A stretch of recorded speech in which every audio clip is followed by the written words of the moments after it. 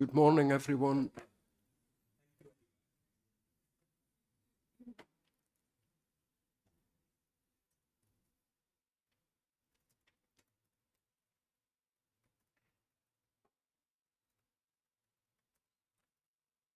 Thanks, Gareth.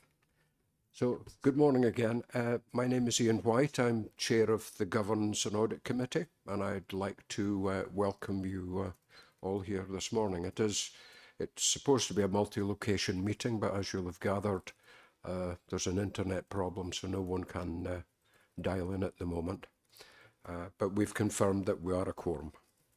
The meeting, for the time being at least, will be recorded and will be available for viewing after the meeting.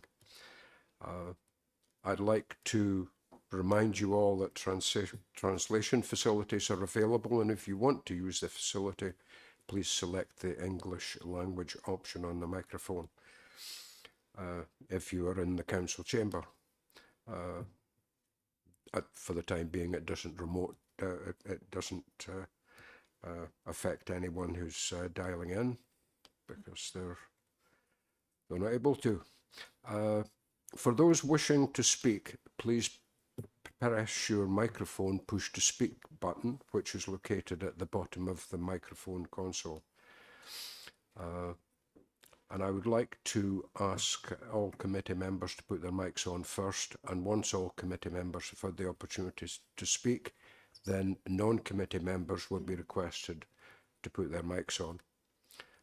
In order to maintain your place in the speaker queue when asking a question, please leave your microphone on until you've received a response. It would be helpful if members could ask all their questions in one go. I don't wish to stifle debate, but I'd also like to remind members that any questions should be focused on the subject matter, and please avoid repetition. I expect everyone present and participating in the meeting to conduct themselves appropriately and show due respect to one another. That applies to members, officers, and members of the press or public. We'll update you as things go on as to how the internet repairs are progressing. So let's move on to the agenda now. So apologies for absence, Sally. Yeah, just one apology from Councillor Andrew Wood. Thank you. And declarations of interest. I don't think we normally have one, but it's not dialed in. Okay. And as far as I'm aware, there are no urgent matters. So I think we can move on to agenda item number 4, which is to approve and sign as correct the minutes of the previous meeting, which were pages 4 to 9 in your pack. So if we have a proposer, please. Councillor Michael, thank you. And a seconder. Thank you, Councillor Gareth. And can we just have a show of hands? Those? It's unanimous. Yeah. Thank you very much. So, quickly moving on to agenda item number 5, which is the forward work programme for the GAC. Do we have any comments, questions? Janet? Okay, diolch. Thank you.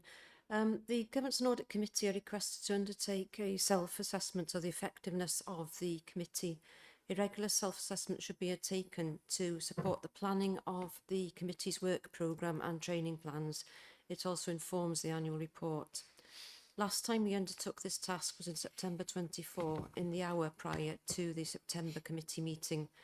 A number of comments were received last time, and in particular, Nigel Rudd suggested that in future we set aside a meeting specifically to undertake self-assessment. I just want to gather your thoughts. What do members prefer to do?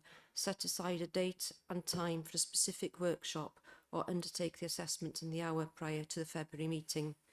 Aware that last time training on data protection and freedom of information was included, as well as the self-assessment, so the agenda was slightly congested. Happy to take your views. Thank you. Diolch.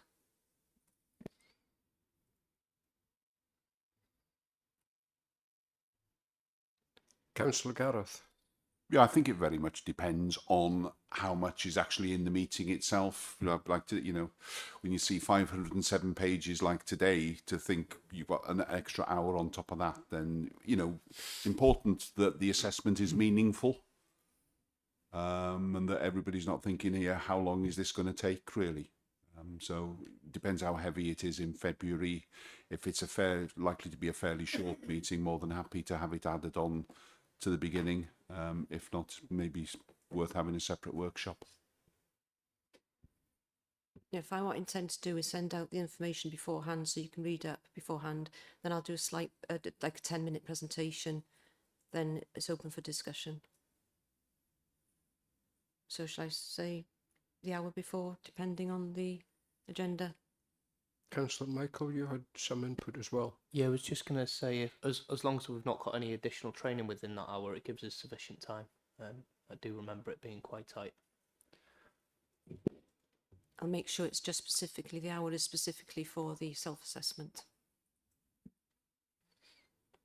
Okay, is that, we're happy with that? Okay, so that can be included on the work programme for the next meeting. Shown it? Yeah? Okay. Councillor Gareth, do you have? Oh, Gareth, sorry. I saw the Gareth and I thought Morning, it was Councillor Gareth. Not Gareth. Councillor Gareth, thank you. Yeah, it was just to flag at the moment on the forward work programme, it's got the draft accounts coming to the September committee. At the moment, we're working to the intention is to work to a timetable where the final accounts post-audit will come to the September committee next year. And looking at the dates of the committees, I'm not sure when we would be able to bring a draft set of accounts if the committee's in June, because the date for preparing the draft is the 30th of June. So it's something just to flag up at the moment. We need to. It might well change between now and then in terms of the dates, given some of the challenges. But it's just something to flag at the minute. And I'll, if we need to make changes to the forward work programme, we can do that through the meetings that we have between now and then. Okay. Thank you, Gareth. So we'll note that, and yeah, the self-assessment in February. No other comments? No? So can I ask for a proposer? Thank you, Councillor Gareth. And a seconder? Councillor Paul, thank you. And just vote by a show of hands, please, in support of the work programme. It's unanimous. Yep. Thank you. Now we move on to agenda item number 6. And that's the... Sorry? The internal audit performance from the 1st of April to the 30th of September. And I think, are you taking this one, Keith? Yeah, thank you. Yeah, good morning. This is the internal audit progress report to the 30th of September, submitted in compliance with the global internal audit standards in the UK public sector and the terms of reference of the Governance and Audit Committee. The report analyses the performance of the service till the 30th of September and is supported by appendices A to E, detailing progress against the performance targets and the work undertaken by the service in the first half of the year. If I can take you to Appendix A, which is the schedule of the performance indicators. You'll see the percentage of the audits plan completed is at 39%. Number of audits is at 22. That includes 4 carried forward from 24-25, 6 follow-ups, National Fraud Initiative work, 2 special investigations and 1 contract final account. Percentage of clients responded as satisfied is 100%, and the percentage of recommendations accepted was 53 out of 53, so that's also 100%.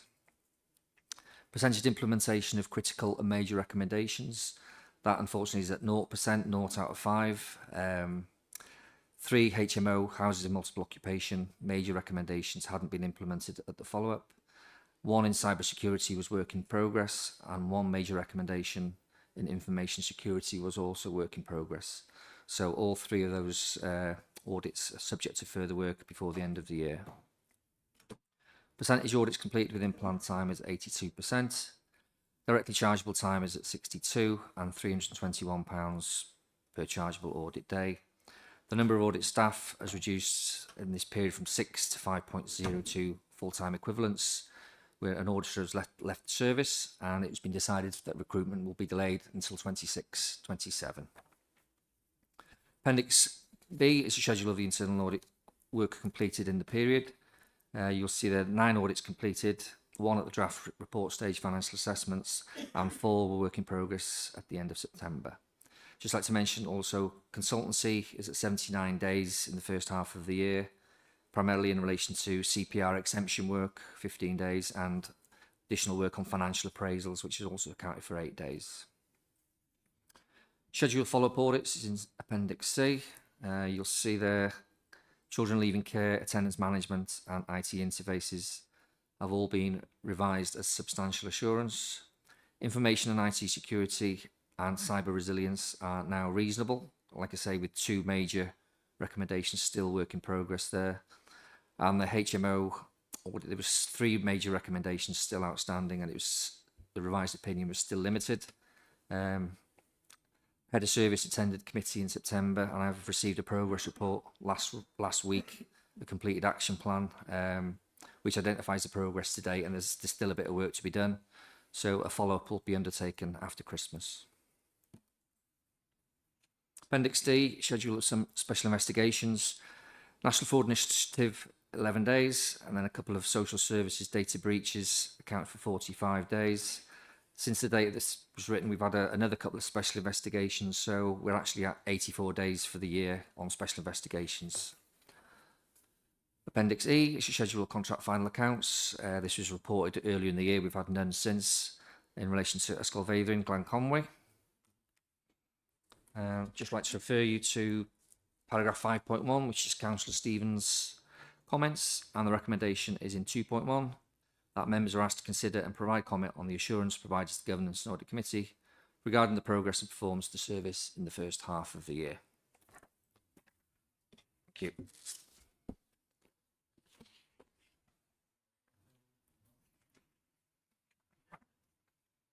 Yes. Councillor Paul. Thank you, Chair. Thank you, Keith. 2 questions.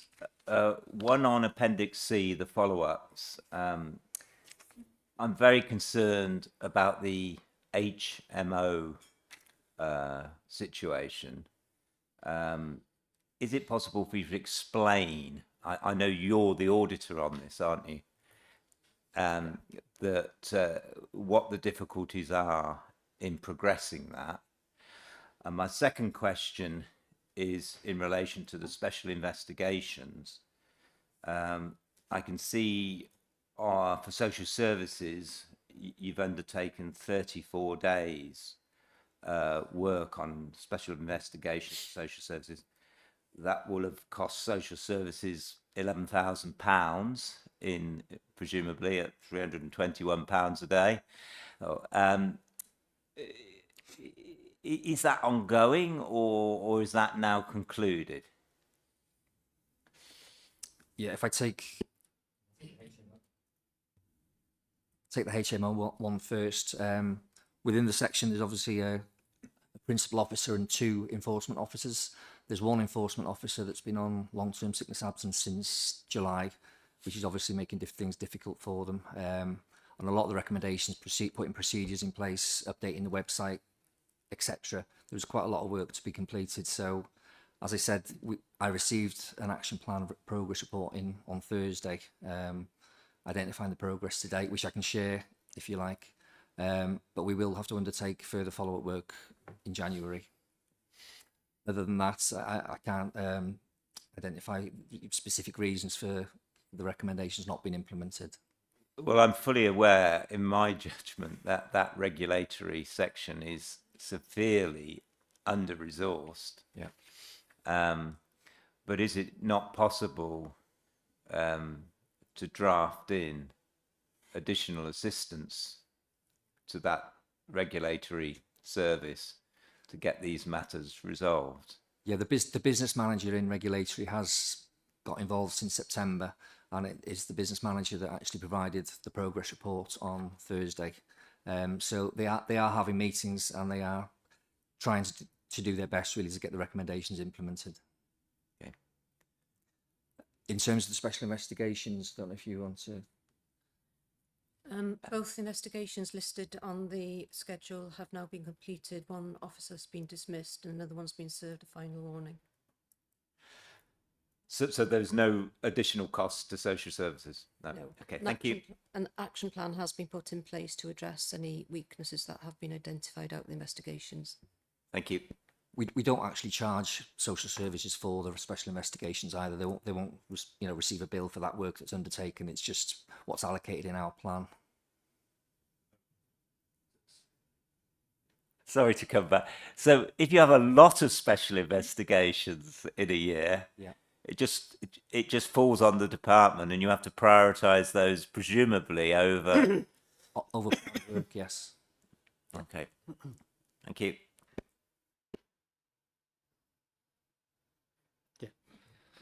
I was just wondering why we've decided not to recruit until the new year for the extra posts, given all the extra work, and what's the implication on the risks and the plan of not recruiting? Yeah, as part of succession planning, since the auditor has resigned, Keith, the audit manager, has also expressed intention to retire in the spring. So as part of succession planning, we thought it was better to bring in a senior auditor to shadow Keith for the next few months as part of succession planning. Bringing in a new auditor would take up a lot of our time and resource in training and shadowing and, making sure that they were up to scratch. So we've decided to put that on hold until the recruitment selection and recruitment procedure for the audit manager has been completed and settled, and then we'll go out to look for another auditor.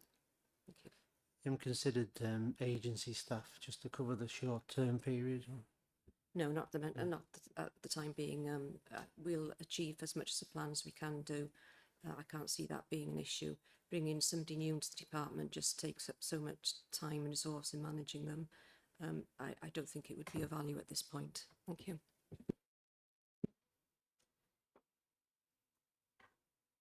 Okay, thank you, Sinead. Yeah. So, good morning to everybody online. I think you may. Morning.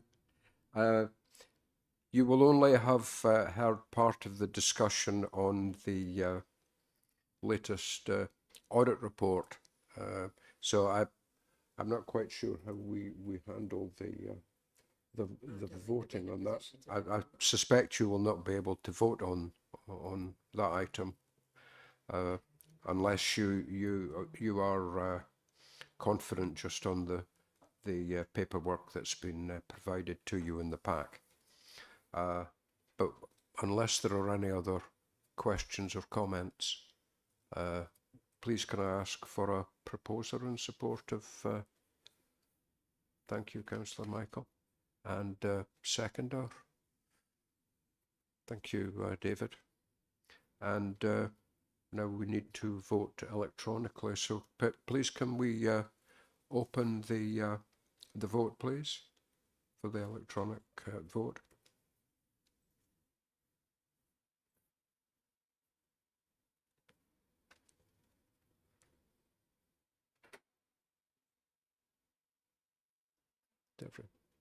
Yeah, I think we can. Can we close the vote now, please? everybody who was Yep. for the discussion. Okay, so that's based on those who were able to participate. That's unanimous. So thank you very much for that. And now we move on to the second item under agenda item 6, which is the Information Governance Annual Report for 24-25. Sinead, are you? Okay, diolch, Gadeirydd, thank you. Thank you. Today I'm presenting the Annual Information Governance Report for 24-25, which summarises the work of the Information Governance Unit over the past year. The full report is attached at Appendix A. This report has been postponed from the September committee as we wanted to incorporate the findings of the Audit Wales review issued in September, which we considered important to include. Transparency and openness are essential to the systems that ensure our roles are carried out successfully. It is therefore vital that members have oversight of information governance arrangements and performance. Key highlights for 24-25, there were 106 data incidents involving personal data were recorded during the year. The majority of the breaches were caused by human error. 4 incidents were deemed reportable to the Information Commissioner's Office, the ICO. The ICO reviewed the preventative measures and steps taken to avoid recurrence and took no further action against the Council. 1,193 FOI EIR requests were received during 24-25 and 54% were responded to within the statutory 20-day deadline compared to the ICO's minimum standard of 90%. The ICO intervened in 6 cases, issuing 10-day notices for non-compliance. All notices were complied with within the timeframe and no further action was taken. In July 25, Audit Wales reviewed the Council's arrangements for managing FOI requests, and the report is attached in Agenda Item 9B as well. Key findings were that the Council has a strong strategic framework, including FOI management. However, performance remains below the ICO benchmark, with only 54% of requests answered within the 20 days in 24-25. Audit Wales made 3 recommendations. An action plan to address this is included in the report attached to Agenda Item 9B, and the action plan has been endorsed by Audit Wales. I would like to provide further assurance regarding the progress made since assuming responsibility for the unit in February 24. An additional officer has been recruited and commenced in post in September 24, and additional administrative support has been implemented from the 1st of November 25. The Audit Wales Action Plan has been enhanced to further strengthen performance and is attached at Appendix B. And quarterly performance reporting is now undertaken to the Strategic Leadership Team, which commenced in July 25. The second quarter report was presented to SLT on the 3rd of December. Members are asked to consider and note the contents of the Annual Information Governance Report 24-25 and make any recommendations in respect of the committee's role to review and assess the report. Unfortunately, Dylan Berry, the Information Governance Manager, is on leave for the next 2 weeks, but I'm happy to take any questions you may have. Diolch. Thank you, Sinead. Does it, Councillor Paul? Yes. Chair, we discussed this report at some length at Frost, so I don't want to go into that area. But on the governance issue, who is the strategic director who has oversight of this area of work? I'm the CIRO, the Senior Information Risk Owner, and my line manager is Amanda Hughes, Strategic Director of Finance and Resources. And so now we are more on top of this than we were previously. Yes, absolutely. Okay, thank you. Thank you, Councillor Paul. Are there any other? Nigel, good morning.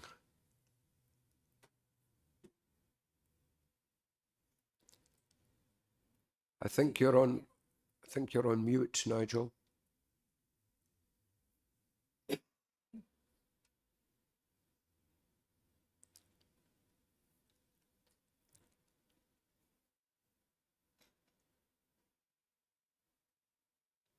We still have a...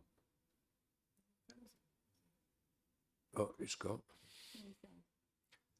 Nigel, are you on mute?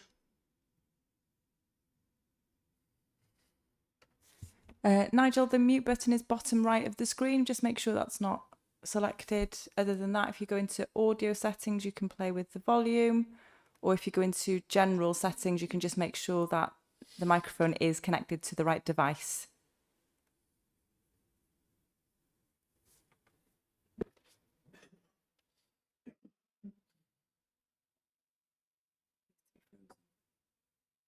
Vera?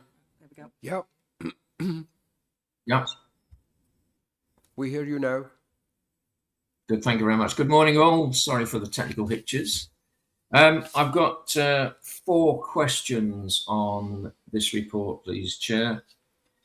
The first one is, what is the capacity of the Info Government unit, please? The second one is, are we particularly concerned that, I'm sure Ned may have a view on this, that only 54% as opposed to 90% of FOIs were completed on time? The third one relates to a comment that Stephen's put in on section 5 and 5.1 in particular. Is there an error by reference to the complaints annual report of that section? And the fourth one, again, potentially for Sinead, is what is our policy for charging for FOI requests? As it is possible to extract funds for FOI requests in particular circumstances, please. Thank you, Chair. Thank you, Nigel. Yes, thank you, Nigel.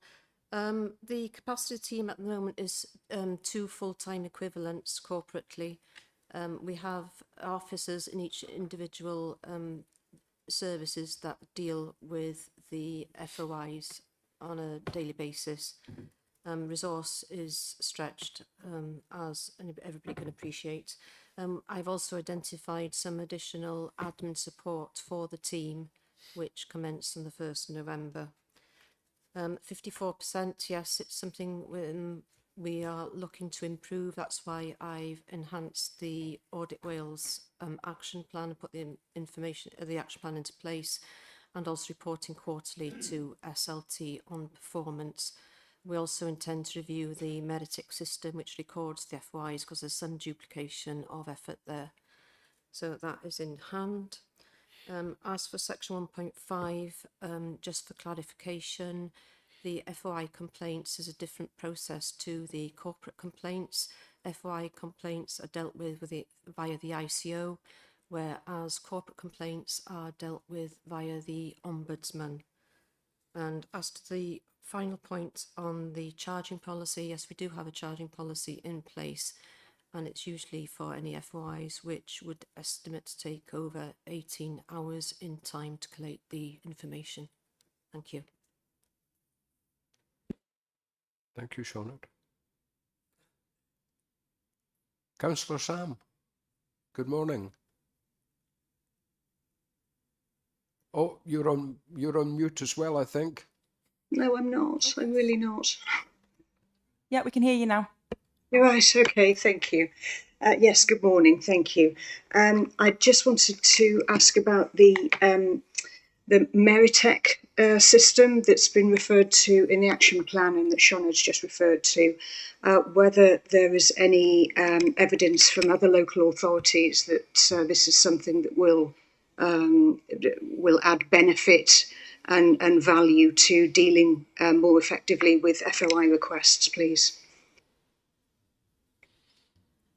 The piece of work to analyse the effectiveness of the Meritic system is yet to commence, but we are negotiating with the Information Governance Manager as part of a North Wales group, so he will be in communication with them to discuss it. Thank you. And is it something that's used by other local authorities already, or is it being rolled out newly to everybody? I'm not sure of that. I think it is, but I'd need to confirm that with the Information Governance Manager, and I'll get back to you outside of the meeting. Thank you. Thank you. Do we have any more questions or observations? No. Okay, so we've been asked to consider the content and subject to any observations, recommend approval, its approval to Cabinet. So please can I ask for a proposer?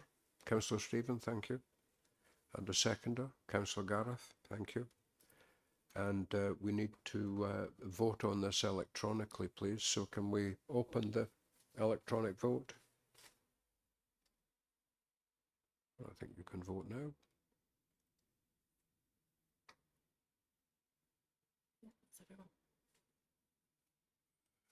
Not Nigel, I don't think.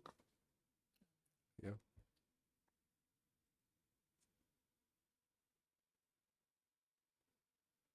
think it's frozen. Chair, I'm unable to vote at my end. Okay, Nigel, we'd spotted you hadn't voted. We're trying to sort that out now.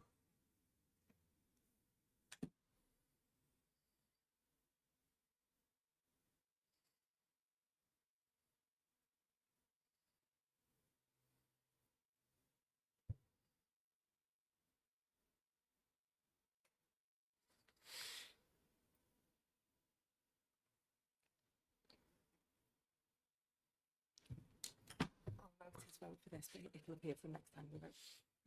Okay, we'll note your vote, Nigel. So I think we can close it now. I think we're unanimous. Thank you very much. We seem to be having a few technical hiccups this morning.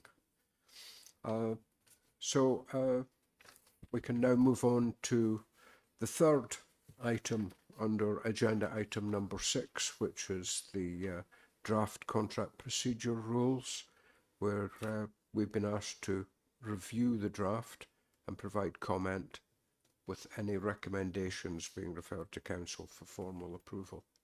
So over to you, Anthony, please. I'll just briefly introduce, thank you, Chair. Thank you. I'd like to briefly introduce the reviewed contract procedure rules. These revisions are designed to strengthen transparency, ensure compliance to the new procurement legislation and support our strategic priorities, particularly around social value, sustainability and local economic impact. The changes simplify processes where appropriate, clarify roles and responsibilities and embed good governance throughout the procurement life cycle. And before I hand over to Anthony, the Corporate Procurement Manager, who will go into more detail, I want to take this opportunity to thank everyone who's contributed to the development of these revised contract procedure rules, namely our legal colleagues, and in particular Anthony. I know it's taken considerable time, effort, and his input has been invaluable. Diolch, thank you. Good morning, everyone. I'm just going to run through the presentation. It's at page 94, I think, in your pack. I'm mindful of the full agenda today, so I'm going to just skip the first couple of pages that just give the legal context, and then pick up on page 97. So as Sean had mentioned, the contract procedure rules provide the methodology for the procurement of works, goods and services for the council. The aim of the CPRs is to ensure public sector contracts are awarded fairly, transparently and in a non-discriminatory manner, whilst achieving best value for the authority. The procurement principles contained in the previous CPRs have been retained, and some thresholds have increased to recognise thresholds provided for in the new procurement regulations, and also to aid our internal approval processes. But the basic principles of what we do and how we do it remain.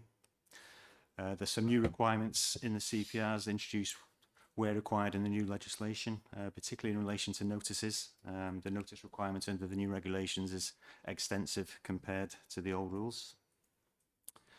The CPRs make a distinction between covered procurement, i.e. above public procurement thresholds and therefore covered by the Act, and below threshold procurements. When undertaking covered procurement, compliance with the Act is mandatory, and the relevant sections of the legislation are referenced in the CPRs for information. With below threshold procurements, the Act recognises below threshold procurements and makes specific provision for them. This is different to the old regulations where we were not obliged to really do anything for below threshold procurements before. Moving on to the key changes, CPR 6.3, the procurement board process is now included for procurements over £50,000. This was the process that was introduced in October 24. Any new spend over £50,000 needs approval before any procurement process is commenced. CPR 11, carbon reduction plans in accordance with the Welsh Procurement Policy Notes 0621. The need for suppliers to produce a carbon reduction plan. The threshold in the guidance is 5 million plus VAT. It's mandatory at this level, although the information can be requested at lower levels. CPR 12 deals with community benefits. Over £100,000, consideration of social, economic and environmental issues should be considered when setting evaluation criteria. It will be mandatory in contracts over £2 million to deliver community benefits and also desirable in contracts under this threshold.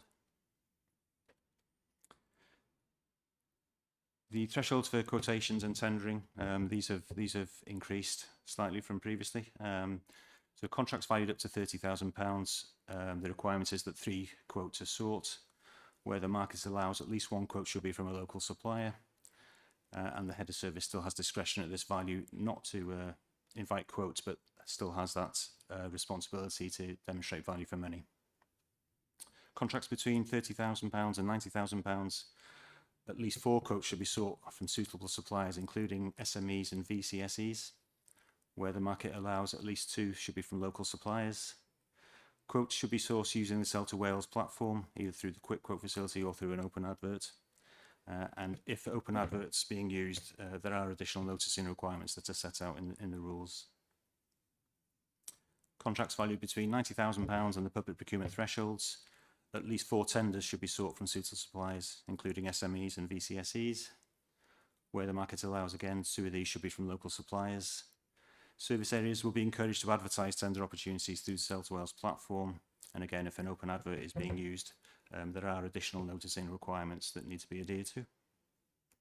And then contracts valued above the public procurement thresholds, officers are advised to contact the procurement team, who will advise on the correct procedure to follow. The requirements of the Procurement Act 2023 apply to all above threshold procurements. On page 1 or 2 there, the thresholds there are the current public procurement thresholds. These are reviewed every 2 years, and there will be new thresholds coming out on the 1st of January 2006. That's 26, sorry, so we'll update the CPRs accordingly. CPR 22 deals with exemptions or direct awards. The contents of CPR 22 does not apply to above threshold procurements where the procurement is above threshold. Compliance with sections 41 to 43 and schedule 5 of the Act is mandatory. The justifications for below threshold procurements remain largely the same as previously, and the same process should be followed. Exemption approval. So as before, up to £250,000 is by the Section 151 officer. Between 250,000 and 1 million by the monitoring officer, the Section 151 officer, in consultation with the relevant strategic director. We have a new additional layer of approval here between 1 million and 2 million. It'll be by the monitoring officer, the Section 151 officer, the strategic director, in consultation with the relevant portfolio member. So previously, anything over 1 million used to go to Cabinet for approval. We've got that additional layer between 1 and 2 million, and then anything over 2 million then will go to Cabinet for approval. Tender opening is detailed in CPR 26, where the estimate value of the contract is above 90,000. The tender opening shall be arranged by the head of order and procurement. This replaces the previous arrangement where committees were involved in a tender opening, which was largely a historical arrangement, so there's no need for committees to be involved anymore. Contract award thresholds up to 250,000 can be approved by the relevant head of service. Between 250,000 and 1 million by the monitoring officer, the Section 151 officer, in consultation with the relevant strategic director. We've then again introduced this additional bracket between 1 million and 2 million by the same officers, the monitoring officer, section 151 officer and strategic director, again in consultation with the relevant portfolio member. And then anything over 2 million will require a report to Cabinet for approval. Those approval thresholds are the same or apply to joint procurements, contract modifications, terminations and assignments and novation. Going forward, we're producing some guidance notes to accompany the CPRs. They'll be referred to in the relevant sections for further information. There'll be some general guidance on the procedures to follow when carrying out procurement activity, a sort of step-by-step guide for officers to follow to make things easier. And there'll also be some refresher training once the CPRs are approved formally, refresher training for everyone involved in procurement to go over the new regs and the new requirements going forward. That's everything on the presentation, so happy to take any questions. Thank you, Anthony. Councillor Paul? Thanks, Anthony. Reading the documentation, I couldn't see anything in it about what the process is and consequences, sanctions, and reporting process back to us where compliance doesn't happen. So you've laid out all the rules and regs for officers to follow, but what happens if they don't follow it? What's the process, and what are the consequences, and how do we find out if when compliance doesn't occur? Because it's not in the documentation, is it? Yeah, I think it's detailed early on that compliance with the rules is mandatory, and non-compliance will be subject to disciplinary procedures. So if that was the case, I guess you'd find out that way through those channels.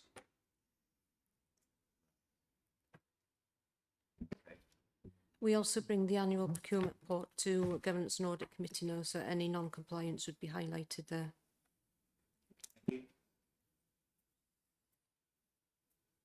Thank you. Councillor Gronwy? Oh, sorry, David. Yeah, just a general point. Do we use e-tendering processes? No, we don't currently use e-tendering. We use the Celta Wales, but not the e-tender Wales platform. Just the Celta Wales platform that feeds through into the Finder tender service, okay. Which is UK wide. So in terms of opening tenders, is that done by Wales centrally, or? That's done through the Celta Wales platform. Okay. So there's a secure postbox on there, and then named officers are allocated to open tenders after the closing time and dates passed. Okay. Thank you.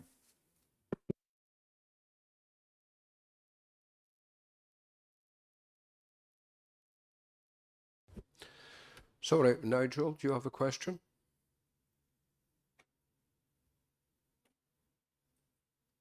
Thank you, Chair. A couple of points. The first is, I think this is an excellent report. Well done, Anthony, Sinead and others. And SMT have clearly gone through this comprehensively as well. My comment is that, Anthony, you said you were going to produce guidance notes. I think that this documentation would benefit from several flow charts explaining what happened in relation to the particular thresholds and at what point and what direction they should go. I think that would enhance the ability to follow the procedures beyond the actual guidance notes that are issued. So I wonder if you could take that on board, please. Thank you, Chair. Thank you, Nigel. Yeah, absolutely. That's the intention. We'll be producing further guidance, step-by-step guides for officers on the process to follow.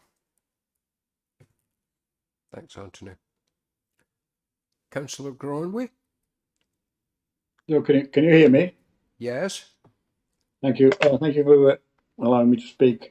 Just as a quick general question, do you think that the authority is doing enough to attract local small businesses to the tender process? Because I know it's the challenging process, especially for an emerging business. I think of my own experience with ERF, where we might be doing small works on the highway network or on footpaths, where very often the cost of acquiring the product is excessive because of the constraints on the tendering process. I think of work, because part of my ward is within the national park, and much of the work on the footpath is very often carried out by the national parks, and they tend to use local suppliers, which reduces the cost significantly. So I'm just wondering, is our procurement process over zealous as far as SMEs getting onto that sell-to-oil platform, or is there more we could do as a local authority to get those small businesses up to speed to be compliant? So, sorry, Councillor Brown, I didn't catch all that, but yes, it's a priority in the procurement strategy to support our local economies and support local businesses. And we hope the effect of increasing the thresholds, meaning that you can provide a quote up to a higher threshold, will encourage local businesses to apply more for council works, because they won't have to go through an onerous tender process in order to be considered. Okay, thank you for that. I'm just going back from experience that many of the smaller businesses, especially newly formed companies, haven't got that massive amount of money in reserves, will find it difficult to have that requisite to be compliant. So as long as we can do our best to help those SMEs and identify them early enough to give them that support and training if possible. So yeah, thank you for that. Thank you. Are there any other questions or observations? I have one, if you don't mind, and it's on page 58, item 2.8. Arrangements for contracts made by schools shall not be subject to these contract procedures. They'll be subject to their own contract procedures. Does anyone ever have a look at their contract procedures? And are they fit for purpose? I actually discussed this with the education accountant last week, and apparently the school's contract procedure rules are due for review in 26. In 26, reviewed by audit? Well, I suppose they'll come to us for some input as well, but yep, the education department are going to take control of it. Okay, thank you. Can we make sure we minute that? Yeah, thank you. Can I just, your question was very relevant, but can I just check, because I think we've got 6, maybe 8 foundation schools. How do their contracts work?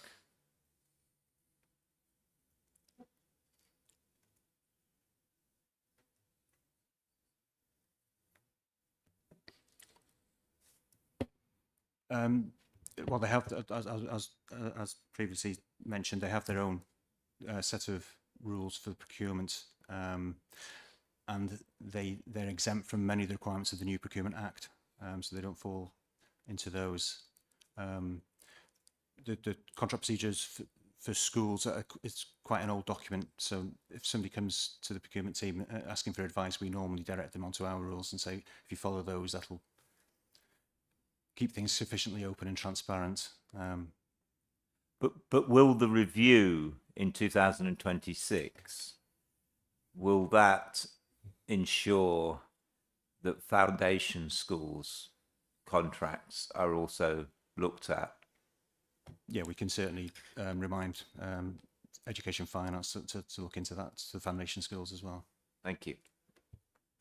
Sorry, I've just been seeing a message there. Yes, they come under the same rules as the other schools. Okay, thank you. Councillor Stephen. Yeah, thank you, Chair. I'd like to propose that we go with the officer's recommendations, and just for Paul's peace of mind, it's usually the school governors that review the finance finances of the school and the procurement, and the head teachers are usually responsible for the procurement policy. I'm sure he's fully aware of that already, but so I was a bit confused as to why he was asking the question. Thank you. Because when I challenge them on it, I'm not always convinced they're over the detail. I mean, that's my concern. I would be much happier being a governor of a foundation school if we had more oversight as a local authority, but we don't. Okay, thank you. Councillor Goronwy, do you have another question?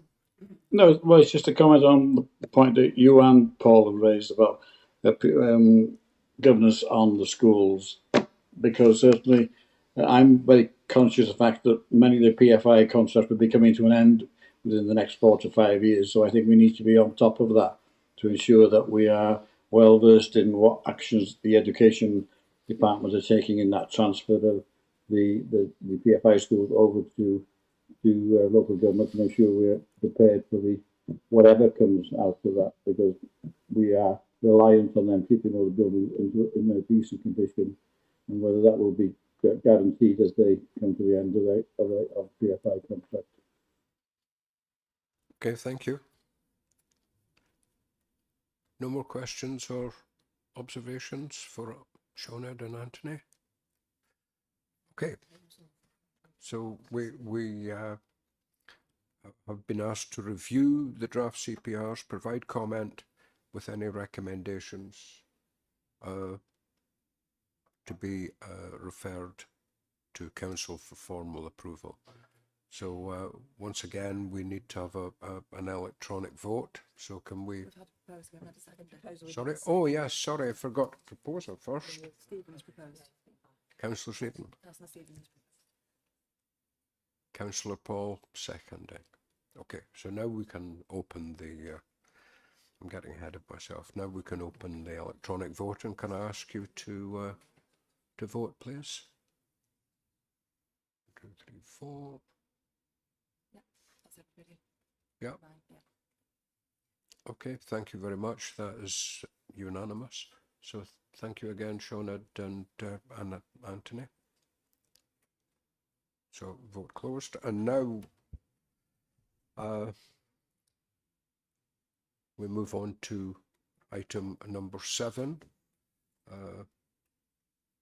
which is the audited annual finance and governance report for 24-25. And Gareth, will you introduce this, please? Yes, thank you, Borodar Power. Thank you, Chair. So this report seeks approval for the audited statement of accounts for the Council for 2024-25. Members will recall that we brought the draft accounts for consideration here back in September. I think there was plenty of discussion then.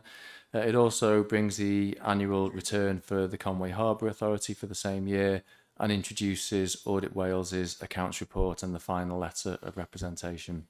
I'm just intending to cover a few points very briefly, really, from my perspective before I hand over to Michelle from Audit Wales to present their report.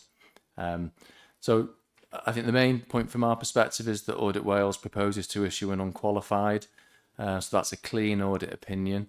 And given the thoroughness of the audit, that provides us with a good level of assurance. Whilst that's clearly positive, we clearly encountered some challenges getting to that position this year, particularly with amendments in relation to our accounting and the revaluation of assets.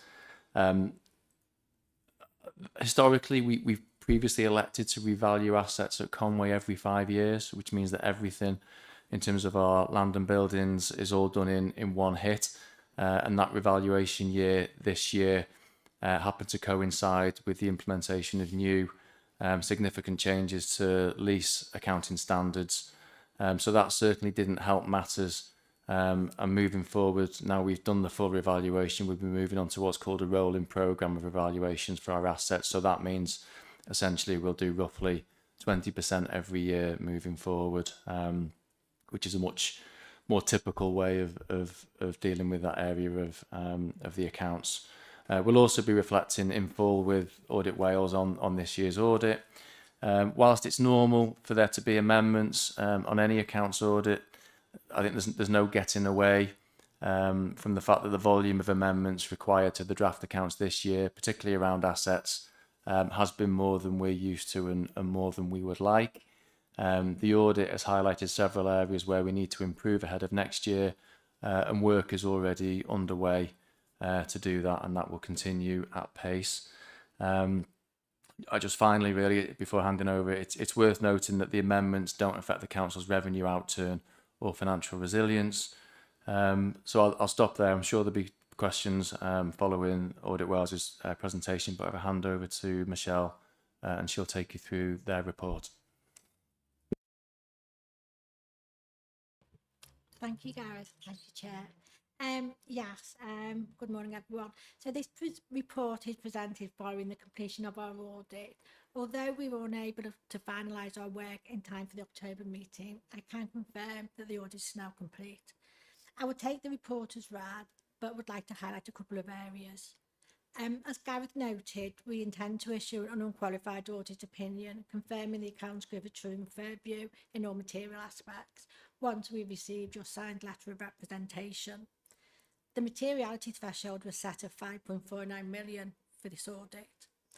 The audit process was delayed due to several significant issues, notably the quality and the timeliness of the accounts, supporting working papers, challenges with the 5-year asset valuation and the implementation of IFRS 16 for leases. 7 corrected misstatements remain. These do not impact on the audit opinion, but are highlighted for transparency. Other misstatements were identified and corrected during the audit, affecting areas such as asset valuations, lease accounting, reserves, and related party disclosures. These are detailed within Appendix 2. In summary, while the accounts are materially correct and an unqualified audit opinion is proposed, there are areas requiring improvement in processes and documentation. The council worked really well with us during the audit, which we really appreciated, and steps are being taken to adjust to strengthen future audit readiness. Last week, Audit Wales hosted a good practice event for all local authorities in North Wales, and the council was very well represented with members of the finance team and the valuers in attendance, and we had very constructive discussions on how we will progress the preparation of the 2025-26 accounts. Looking ahead, we will be meeting with finance officers on a regular basis from mid-January and plan to hold a workshop earlier in the year to provide more guidance on the preparation of working papers and evidence required for audit purposes. But I'm happy to take any questions. Thank you.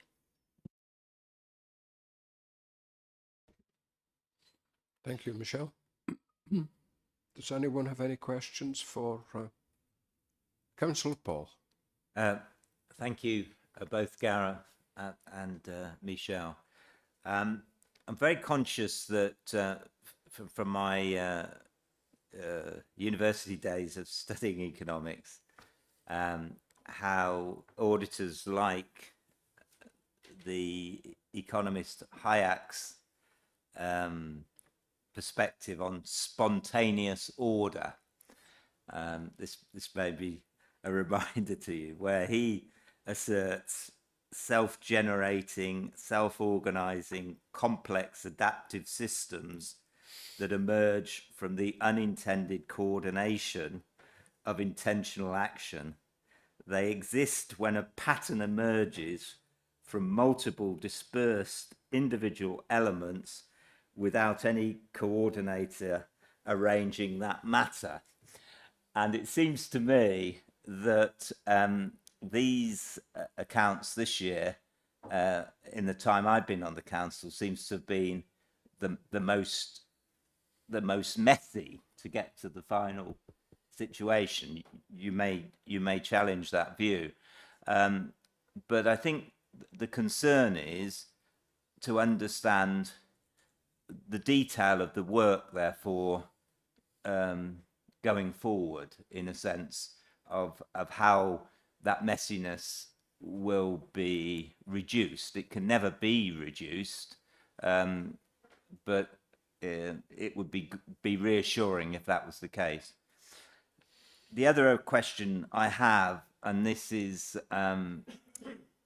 very much a sort of live issue for me, and I do get lots of helpful coaching from Amanda and Gareth on this, but I must admit that I'm still very much a student in terms of trying to understand the movement of balances and reserves and the processes that go into this, and how that decision-making process behind the scenes happens. And I had said to Gareth, I would welcome a short tutorial. Maybe other members of this committee and other councillors would value this, on this movement of balances reserved, earmarked reserves, because it appears to me quite complex. And as I say, I just don't feel I have a grip of the detail. But there would be two areas where I would ask questions today. One is the budget recovery reserve, which is a very substantial reserve. It was nearly 6 million. It's reduced down to just over 5 million. And a bit more thinking about how that works and when we move money in and out of it. And again, another specific item in the reserve, we put in £1 million into the corporate building reserve. And I just want to double check what was the motivation for that sum to go into the corporate building reserve. Thank you, Councillor Paul. Gareth. Okay. Yeah, thank you, Councillor Paul. If I take the first, I guess one was an observation really around messy process, I guess. And I think that's probably a fair comment. I think from the report that we've all read, from the volume of changes, from the points that I made in the introduction, I think that's reasonable. It has been a challenge for obviously Hugh, Ewan and the team, and also obviously that's had an impact on Audit Wales and the work that they're doing. I think importantly, and it's probably the second point you were making, was more around what are we doing about that moving forward, which is the important thing from my perspective. And there's a number of things. Michelle alluded to one of them already, which for me is probably the first step on that journey, if you like, which was going pretty mob-handed, I think, last week to the Audit Wales Good Practice Exchange event.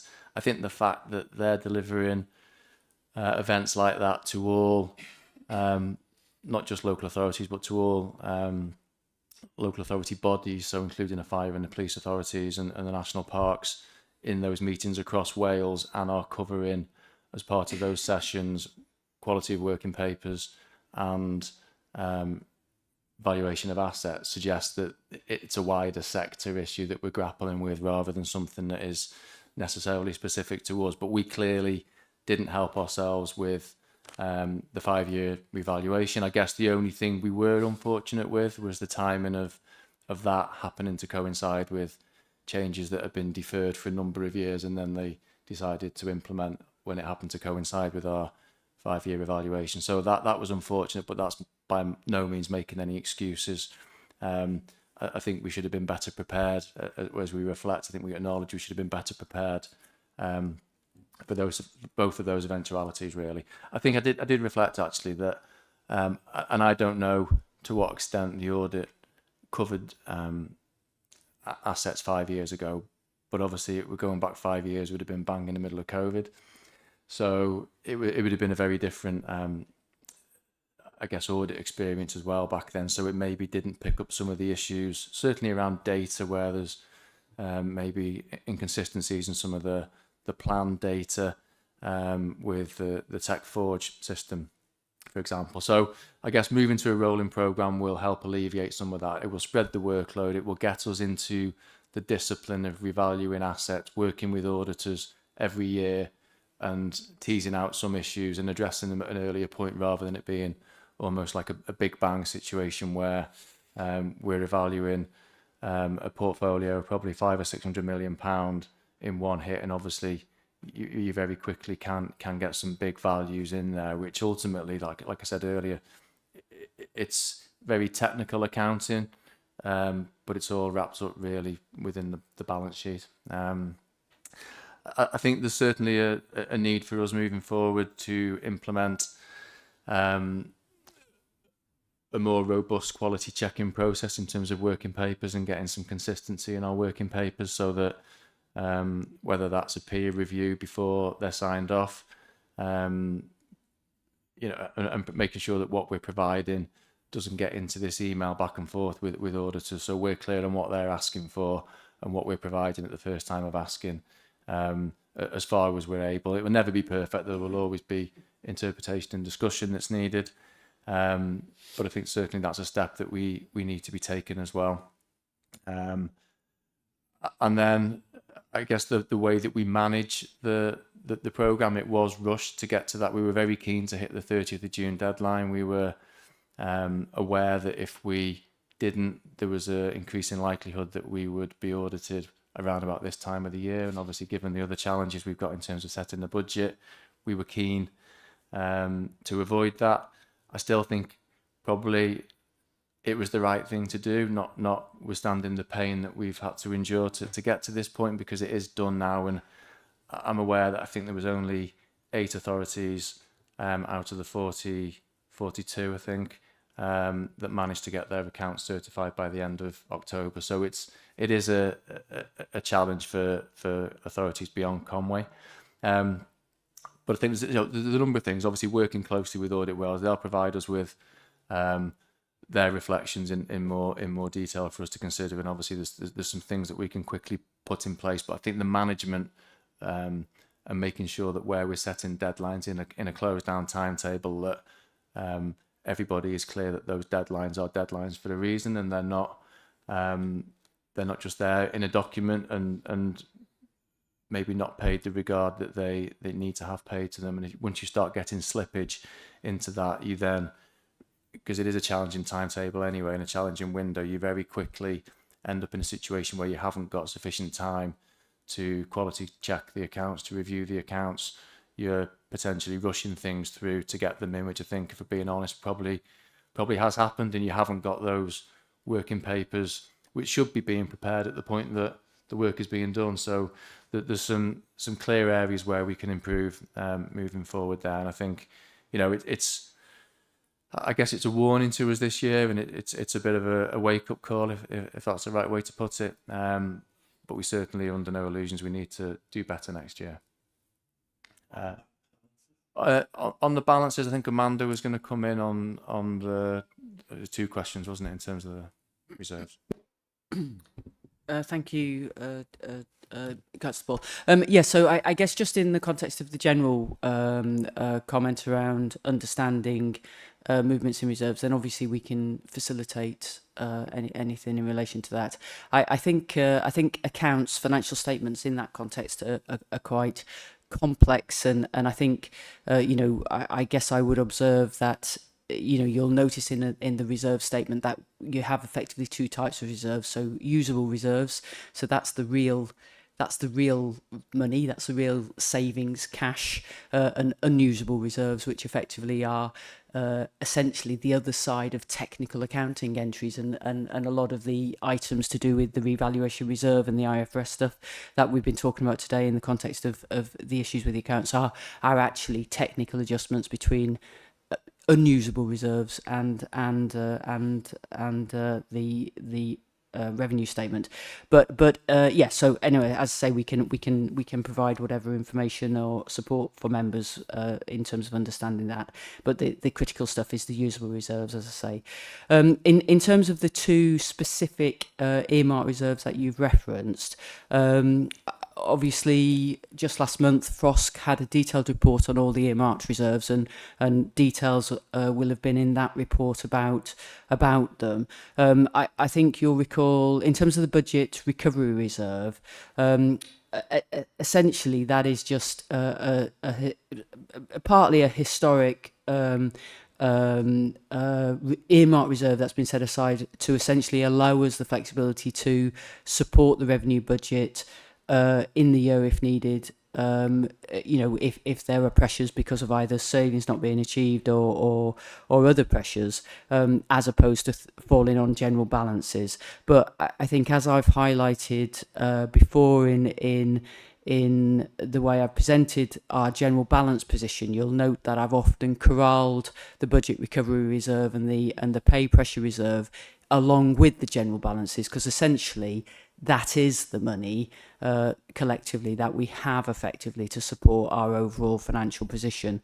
I haven't chosen to recommend through democracy regular in-year use of those reserves, because I guess we've been able to manage the overall position in net terms, and the offset of that has gone to general balances. But essentially, yeah, it's there to support our overall financial position.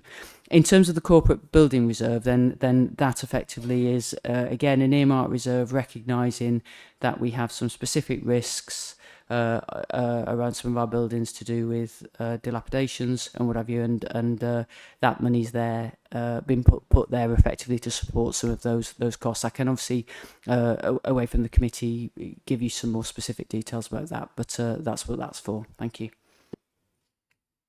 Thank you, Chair. Thank you, Amanda.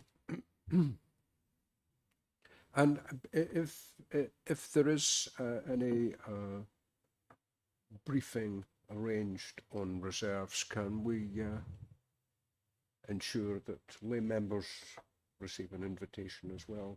Yeah, absolutely. I mean, if as I think Gareth alluded, if the committee would welcome a some kind of briefing session on that, we can obviously arrange that.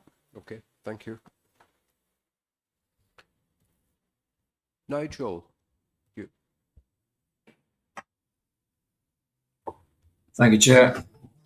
I had some questions for Michelle first, and then after those, I'll come back for a couple for Gareth, if I may. Michelle, thank you for the support from Audit Wales. And I've read the comments you come back with. When are you actually meeting with the authority for the joint lessons learned session? And who's the expected invitation or invitees to that? Is the first question. The second question is whether the issues that have been identified for this authority are confined to Conway, or they are general matters that you found in other councils across Wales. The third relates to the fact that you have floated the suggestion that there might be an extra Audit Wales fee coming in our direction. And I'd be interested in whether you're going to temper that, having regard to the fact that we might not be the only authority that's experienced this issue. And the fourth one, because Audit Wales is represented here, can I raise the general issue that research by Audit Wales on the fundamental issue facing local government across Wales, which is the fracturing of local government finance, would be extremely welcome and timely, given the elections that are happening next May? And could that be fed back to whoever is the appointed identified point within Audit Wales accordingly? Thank you, Chair, and if I can come back afterwards to Gareth, I'd be grateful. Okay, thank you, Nigel.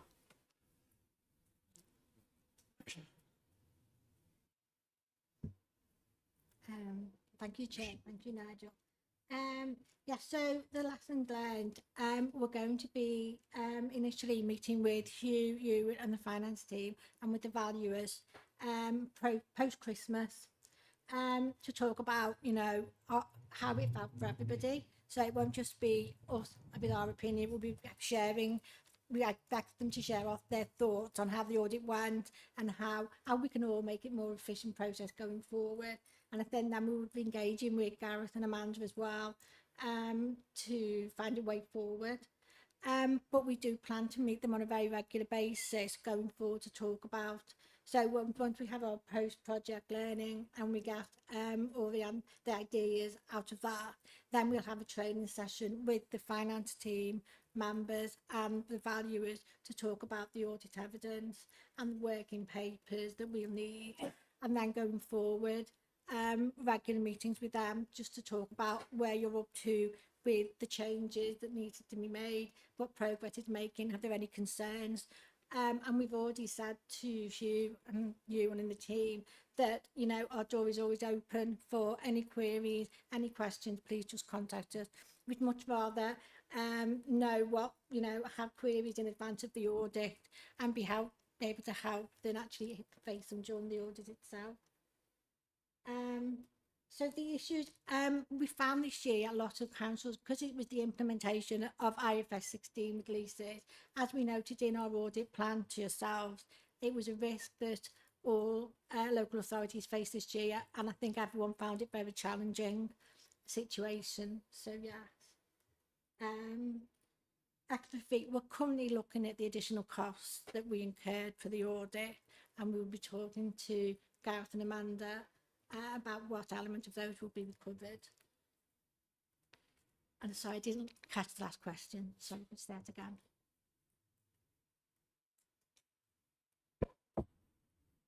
Through you, Chair. Michelle, the last question was, are Audit Wales intending to undertake any research in the near future regarding the fracturing of local government finance, which is the major challenge facing all councils across Wales, resulting in an extraordinary amount of time and effort to try and balance the budget every year?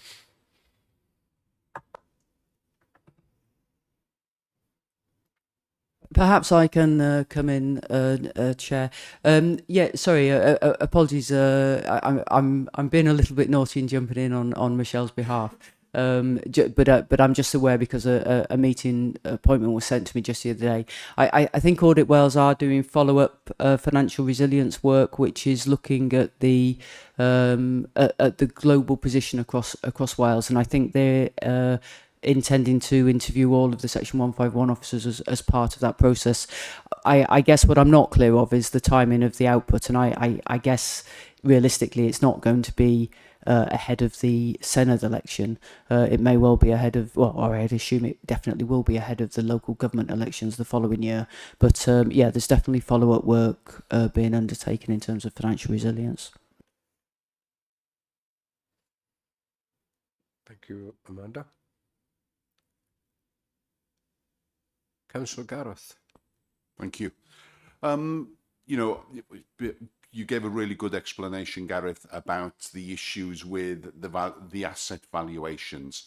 And I'd just probably suggest that there's an indirect link with the fact that as a council, we've really struggled over the last few years to put together a proper asset management strategy, in that if we had a proper asset management strategy and understood what started to understand what the values of those assets are, we may have been on top of it a bit sooner. But as you know, it is a tenuous link, but you know, assets, it's really important that we understand the value of the assets and that we're able to actually manage them properly.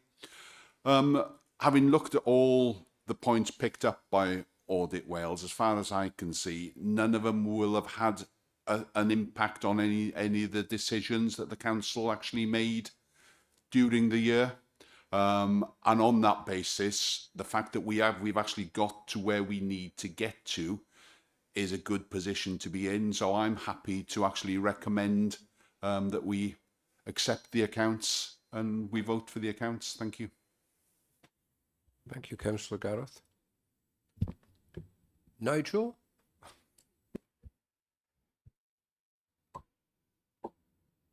Thank you, Chair. I just wanted to come back to Gareth in relation to the report. Gareth, I think from my perspective, the authority still undersells the relationship between treasury management, capital decisions, revenue contributions to capital outlay, and the involvement of Arlene Close, and I think that will get stronger over time. What I did want to say, though, fundamentally was that I think that the quality of staff and officers at strategic director and down in the organisation that are involved in the budget preparation process for this authority are excellent and high quality. The process that has been adopted in trying to produce this 200 pages worth of documentation plus the supporting information outside of it, I think should be highly commended. And the benefit of doing so, I think, is coming through in terms of the reports that we've had today. Overall,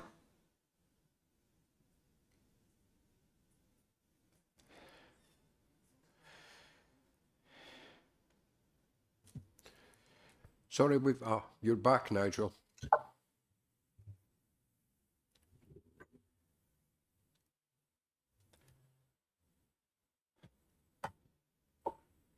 Nigel, we can't hear you now.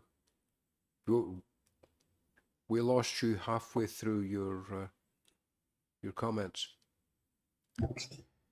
Chair, can you hear me now, Chair? Yes, we can. Yeah. I was seeking to commend the work of the officers in the preparation of the budget papers to the standard and the timescale that we've had this year. The whole process has been as positive as I can recall, and it is a tremendous performance in very difficult circumstances, and I think should be commended by this committee. And I look forward to more of the same going forward. An excellent job, well done to all concerned, Chair. Thank you. Thank you, Nigel. And I second that wholeheartedly. But Gareth knows that already from separate conversations I've had with him. Councillor Stephen. Thank you, Chair. I'd like to second Councillor Gareth's proposal, but I do assume that he means recommendations 2.1, 2.2 and 2.3. Yeah, okay. And also I'd like to echo Nigel's comments in relation to our excellent members of staff within the council, and also to acknowledge Gareth's comments in relation to his comments saying that the council is in a very good place. I wholeheartedly agree that this administration has done an excellent job so far. Thank you. Thank you, Councillor Stephen. Gareth, you were lit up, but you... No. Okay, thanks very much. So, no more questions or observations? Okay, thank you. And thank you, Michelle. So now we need to consider the three recommendations, and I think I'm correct in saying we can take the three as one. Yeah, we've had a proposal and recommendation, so yeah. Yes, so we're taking the three recommendations as one. So I think we can open the vote, please, and can I ask you to vote electronically?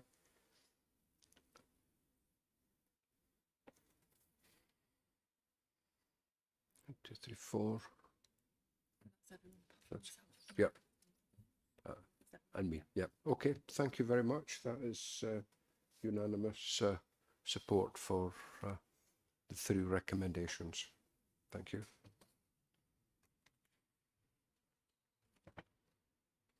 So item 2 under this agenda item is the Treasury Management update for Q2. So it's back to you again, Gareth. Yeah, thank you. Hopefully a bit more straightforward this one.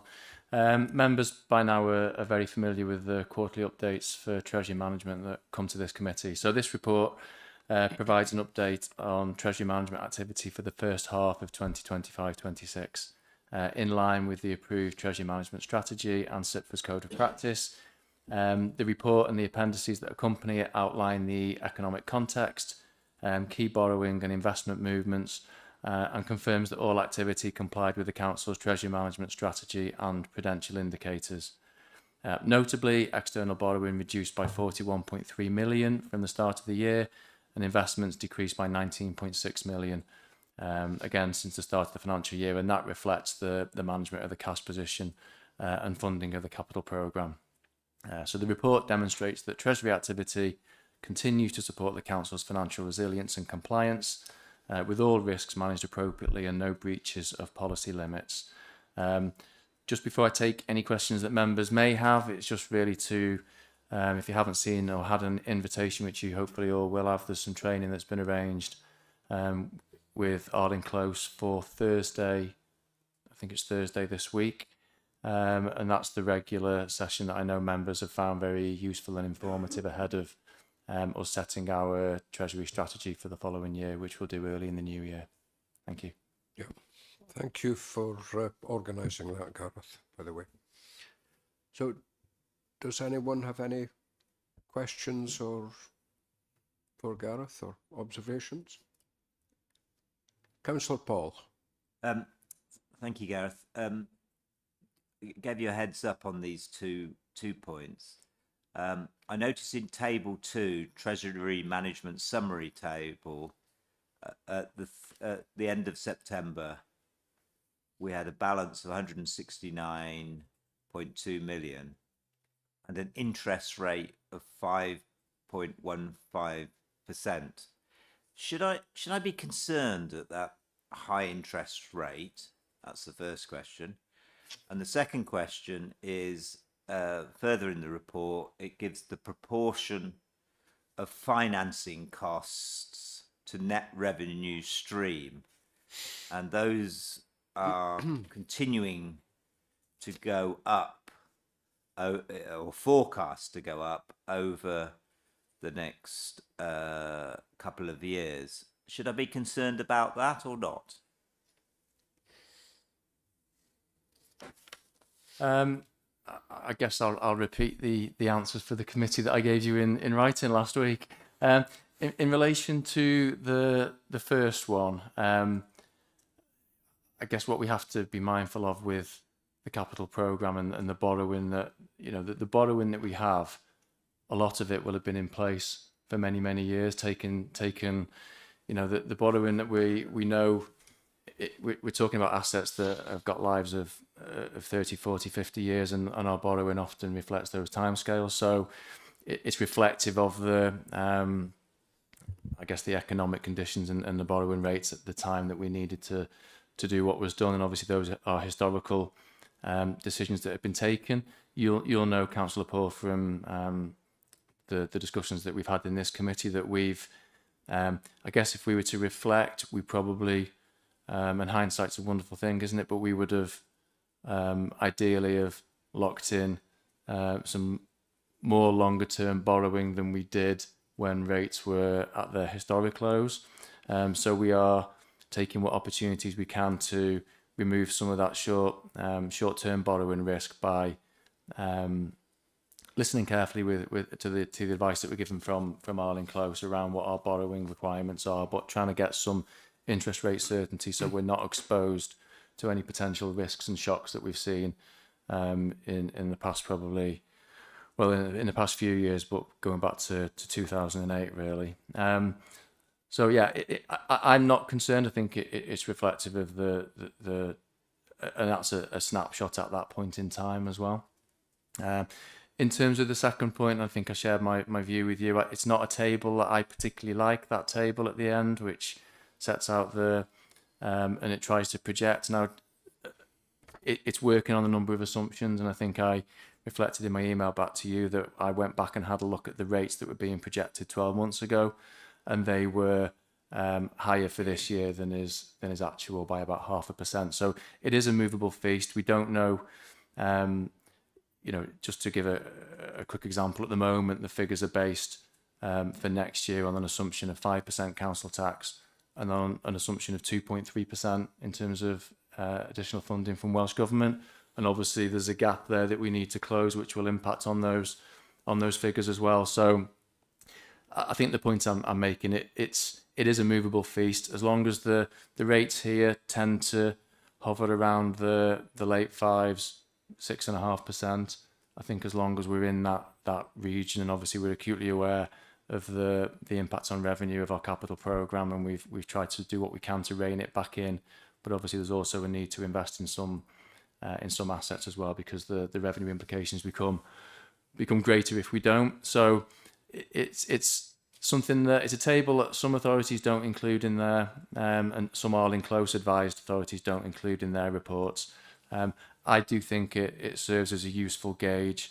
So that's why I've made the decision to continue to leave it in for now, but it's not something that I would be concerned if it moved a little bit in one way or a little bit in another way. If we started seeing 10% in there or 9% very quickly, then I would be concerned about that. So it does serve a purpose at the moment, so I'll continue to include it for the time being.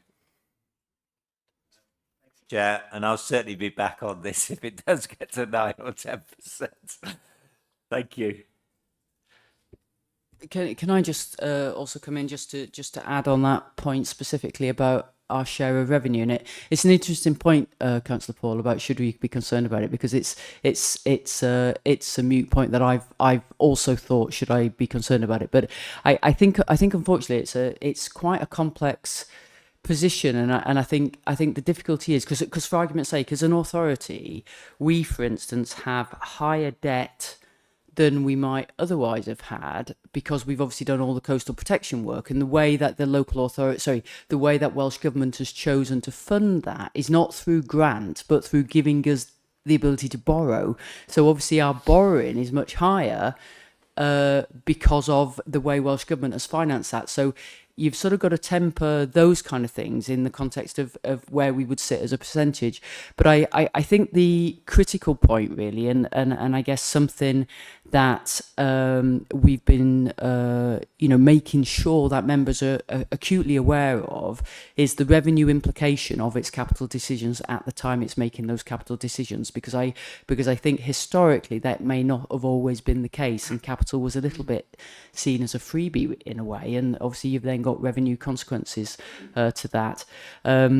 So I think absolutely valid question, and I think it's something that we need to have that consciousness about, but equally recognising that in order to deliver our services, it's not just about revenue spend, it's also about having that infrastructure and those buildings and whatever to actually deliver those services as well. But so it is something I think we need to keep an eye on, in the context of not setting a percentage that we say we mustn't get above, but an eye on to the extent that we feel comfortable with the consequences of those decisions within our revenue budget.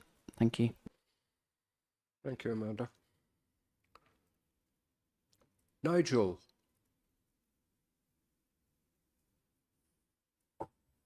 Thank you, Chair. Two questions for Gareth. The first one is on page 314, which is the liability benchmark figure in the table, Gareth. The liability benchmark figure is currently showing 206 million and our actual borrowing at 237 million. Is that something that the committee should be concerned about? The second one relates to the issue we've just been discussing, which is the proportional net revenue stream going to support capital finance, for example. And the table I want to talk to on that is on page 316, which shows the proportion of net revenue stream increasing from 5.75% to 6.38 in 26/7 and 6.57 in 27/8. And bearing in mind the comments we've just exchanged about an increased awareness about the revenue contributions of capital decision making, is this a table of figures that the committee ought to be concerned about as well? Thank you.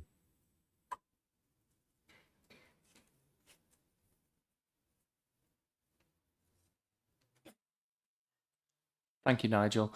In terms of the liability benchmark, no, I don't think it's anything to be concerned about. I think what that's projecting, that in terms of the curve, is there's probably another table that I'd like to include in this. I don't think it's included in future reports, which sets out the timing, the maturity profile of our borrowing. I don't think it's included in here, but we'll include it in future, which just sets out when we're trying to make sure that there's not one particular year, if you like, where there's a significant requirement for us to borrow So we're spreading the maturity, if you like, of the borrowing that we do have, so that if interest rates happen to be at a high level for a period of time, we're minimising our exposure to that. And the liability benchmark is something that we look at and monitor regularly with Arling Close, and there's certainly no concerns that they've expressed either. So it does change over time, because obviously we know we've got some short-term borrowing there that is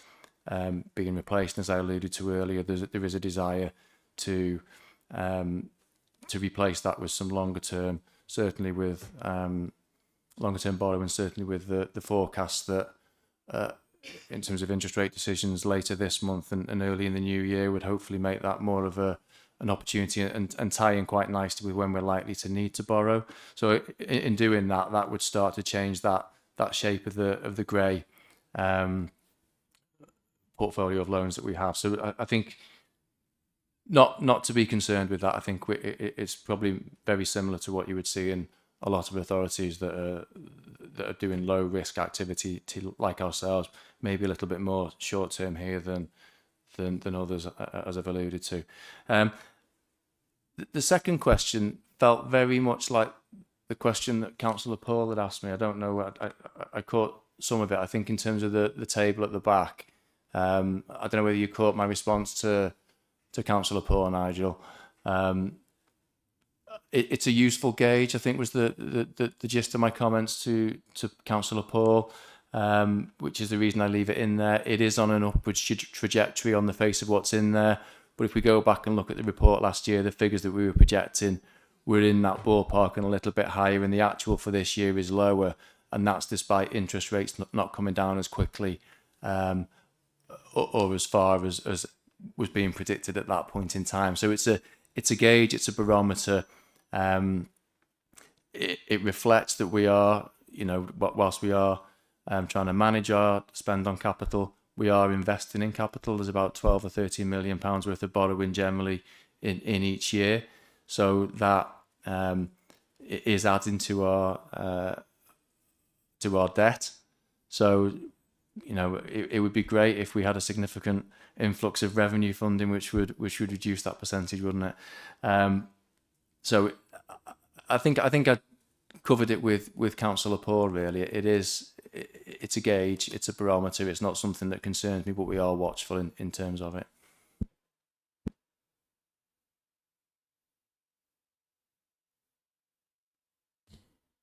Thank you, Gareth. Councillor Gareth, you have a question? Thank you. I suppose the good news is it looks as if base rate is on its way down and looks to be tracking down, which would obviously take some of the cost out of our interest costs, which will then be reflected in the revenue. So it gives us a little bit more money in the revenue side of things. But I suppose my question is, the majority of our borrowing is through the Public Works Loan Board, and that's long-term to medium-term borrowing, and those rates do not seem to be tracking down in line with the base rates and things.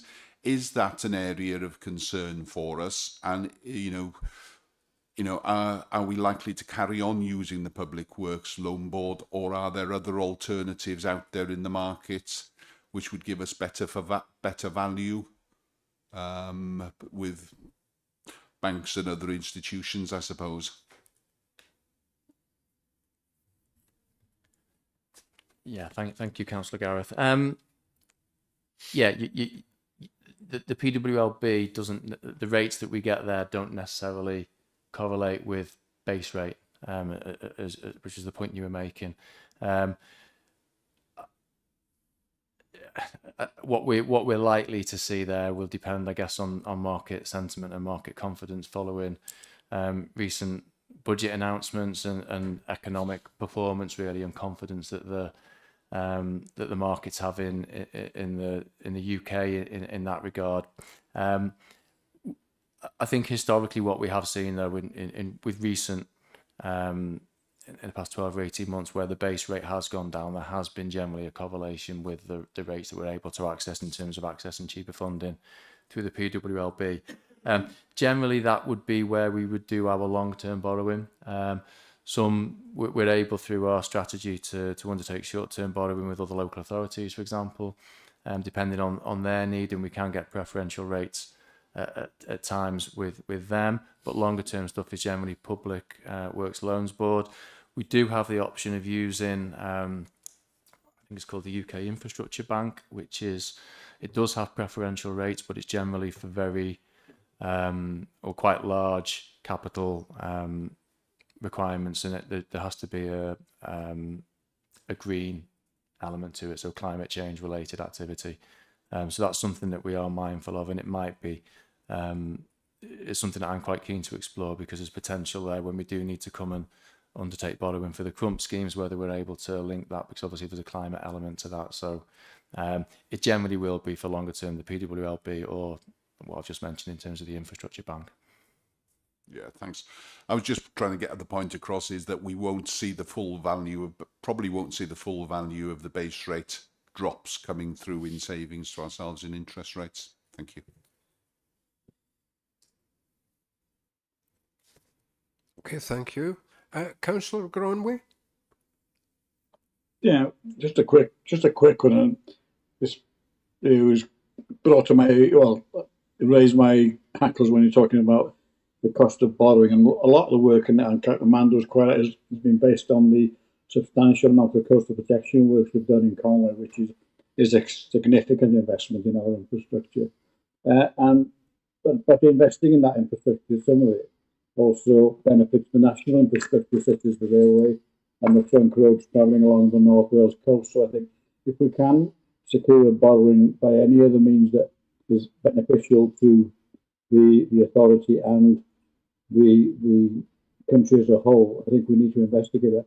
Now, I brought up the Gwynedd Pension Board funds, and the pool of pension boards across Wales, a massive amount of money that's there, and guidance from government is that some of that monies can be invested in infrastructure, and I'd like to see more schemes coming forward from Conway or neighbouring authorities that will benefit future generations that will be reliant on that infrastructure coming from such things as the pension funds. And I know I've mentioned this to Amanda and Gareth before, that if we have large projects that can't be funded elsewhere, I think it's only appropriate to go to the pension funds and say, you know, this is money that's been generated from people in North Wales or in Wales or in Conway, that is invested back into infrastructure for future generations that will benefit not only subscribers to the pension funds, but also their future generations as well. So it's something I'd like to see more work done in regard to accessibility of pension funds. Okay, thank you. Do you have any more questions or comments for Gareth and his team? No? Okay, so we've asked to note the Q2 Treasury Management update, and Councillor Gareth, you're happy to propose, and a seconder, please. Councillor Michael, thank you. And again, we need to vote electronically on this, so can we ask for the vote to be open, please? And can you vote? So 4. Yeah, I think we can close the vote now. I think it's unanimous. Yeah, thank you. So now we can move on to item 8 on our agenda, which is, and first of all, we're looking at the performance self-assessment April to September. And Yolo, I think you're going to take this one, please. Bore da, good morning, pawb. This report had a very good airing on Monday last week at the Finance Resources and Overview Scrutiny Committee. Fair to say there was excellent engagement at that meeting. with a lot of good queries that I had to go away with because I didn't know all the answers. There were very insightful comments on the report. From my perspective, the reason that we bring it here to governance and audit is obviously for the committee to be assured that we have a robust process around the self-assessment of our performance. This is one of 2 reports that we bring to you annually. This is obviously covering the first part of the year, April to September. And it's an opportunity for the Governance and Audit Committee, which has a responsibility under the legislation to obviously provide comment on the report and for us to make any amendments before publication at the end of the year. I don't have any corrections to bring forward to the report. Hopefully those have been made in your pack before it was published. So otherwise, I'm happy to turn it over to the committee for any questions. Sorry, Yolo, can I just ask, has the pack been updated following questions and discussions with Frosk? Not following Frosk, no. But there were some corrections following my conversations with you, Chair, and in the run-up to the Frosk paperwork. So an updated version was published, I believe, on Monday, but there have been no changes since. Okay, thank you. Councillor Stephen.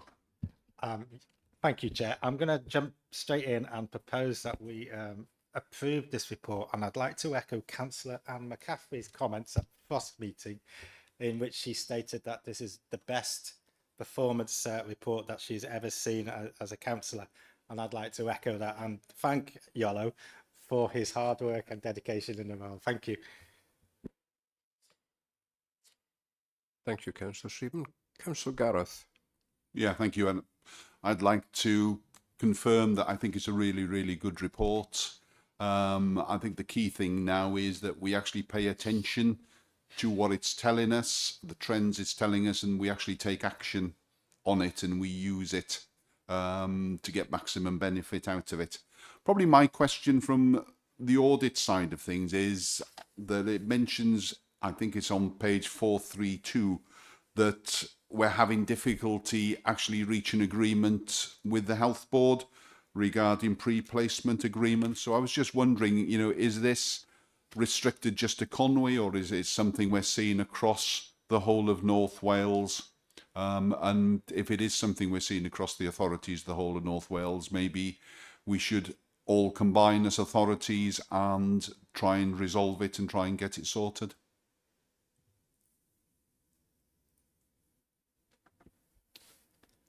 I don't think I can give much more detail on this. Obviously, I'm not working with the health board, apart from through the public services board, where actually I would say we have excellent engagement with them.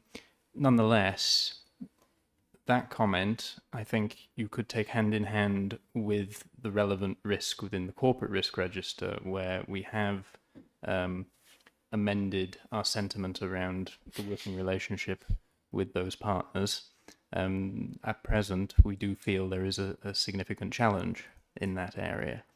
I don't know if, Amanda, you have anything to add to that?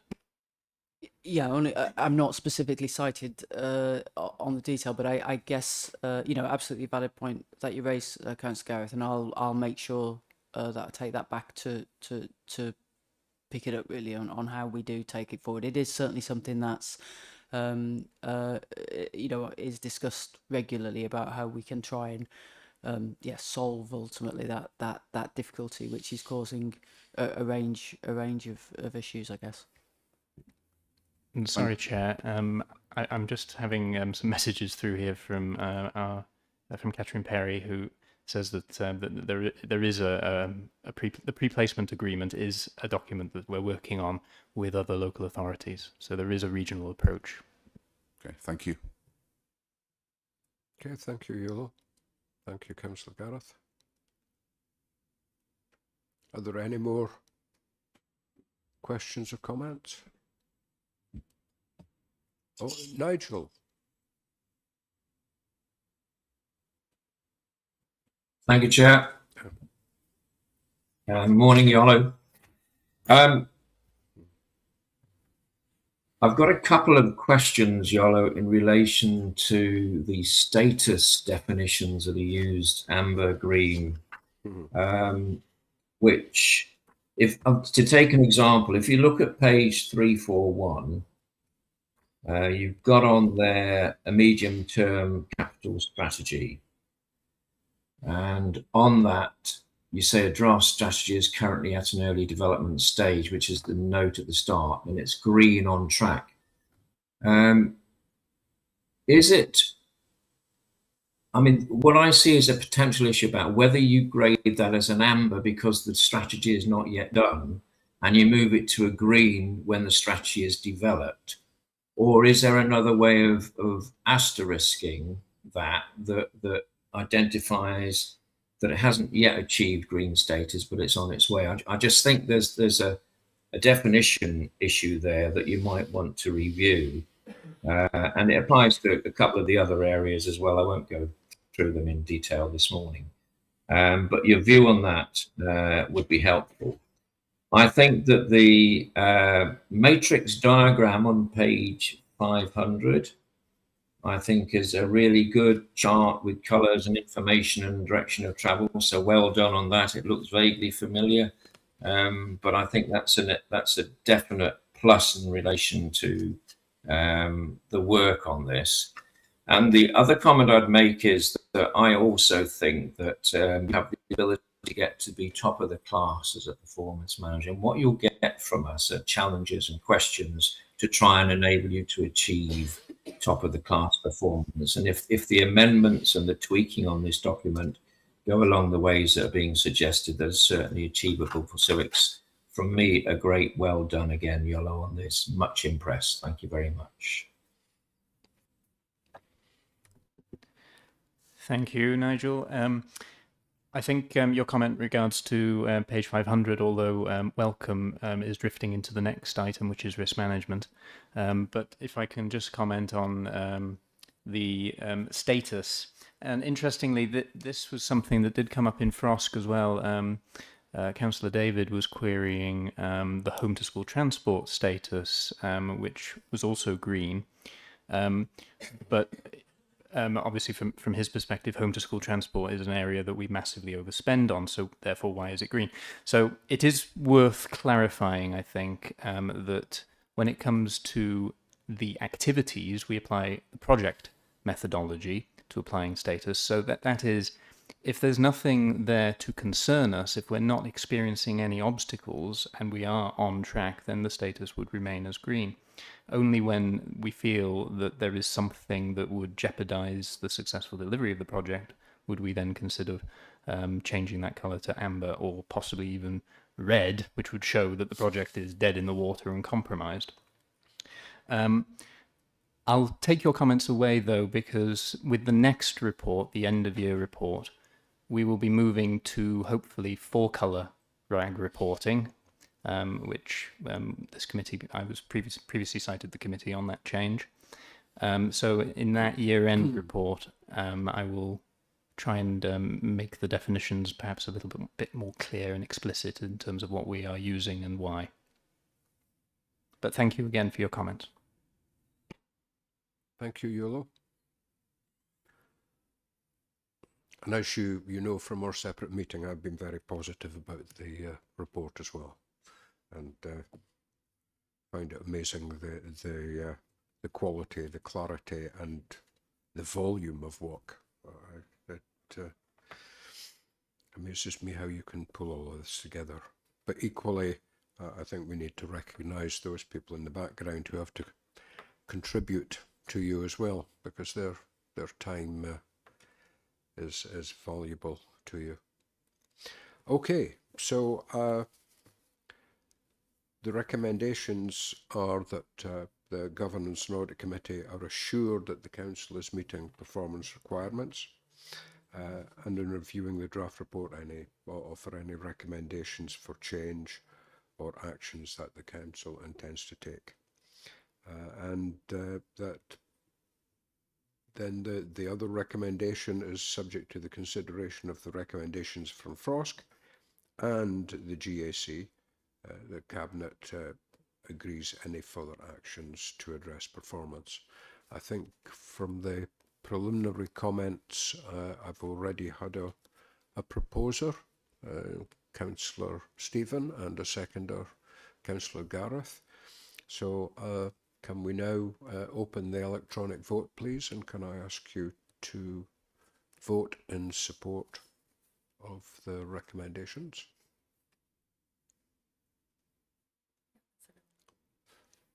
Yep. Okay. Could please close the vote. I think I can confirm that that is unanimous support. So after a deep intake of breath, Yolo, the floor is yours once more for agenda item number 9, which is the Corporate Risk Register and our autumn review. Thank you, Chair. And now I can say good afternoon. The Corporate Risk Report, again, one of the routine papers that we're bringing to you. However, this is quite a key one for us because it immediately followed that significant review of our corporate risk approach that we undertook during the summer. And my thanks particularly to Janice Martin for all her work supporting me with that. So this is, for all intents and purposes, really the first report that we have produced, taking into account that new approach to risk. Having only recently done that work, though, during the summer, very few updates to this report, but nonetheless important that we still bring it here for consideration, for us to have that time to consider where we are with our risks. Unfortunately, the report has come before, it was produced before we were able to approve the revised corporate risk management framework, which the committee will remember went to Cabinet for approval in October. So, because that framework was not yet agreed, we've not yet been able to apply our approach to risk appetite within this document. So I just wanted to flag that up as something that will be forthcoming in the next iteration of this report. We will start to apply the risk appetite statements that we've approved as an authority. Otherwise, happy to take any questions on the report. Okay, thank you, Yolo. Councillor Paul. Thank you, Chair. Yeah, again, Yolo, a very interesting report, very comprehensive. It's quite a deep worry, really, because under a number of the items, as we go through them, you reach a paragraph that says assessment of controls. And I'll just deal with the first one. It's this is on the financial resilience. It says limited assurance, significant gaps, weaknesses or non-compliance were identified. Improvement is required to the system of control to effectively manage risks to the achievement of objectives, which feels quite damning. And well, I'm accepting that that's an accurate statement. I'm not disputing the statement, but I'm not sure if you look at the mitigating actions.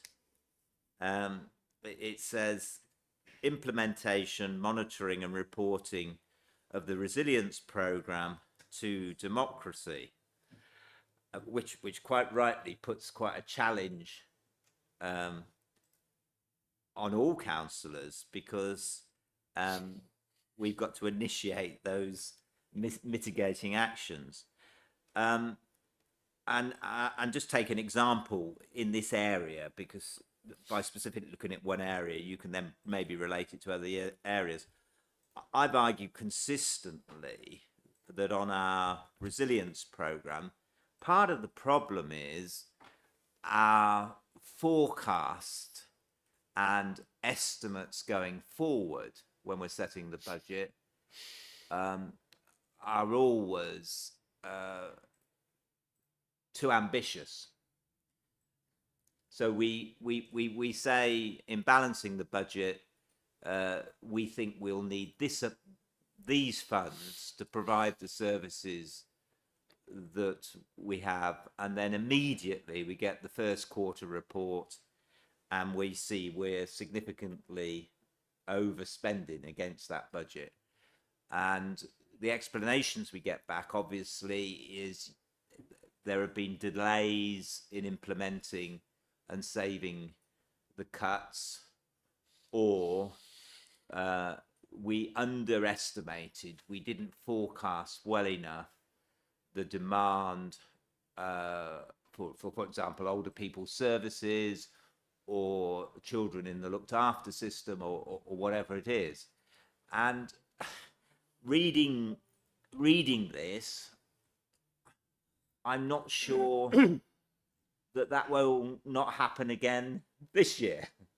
So I'm not sure how we're taking the action just on that specific example, for example, of control, to get those forecasts, estimates better, because they would be better to be over forecasting, overestimating those situations. And so it feels almost like a sort of cultural problem we have. So, I mean, I'm putting you on the spot, but there are a number of people in the room who can address that situation of the assessment of these controls.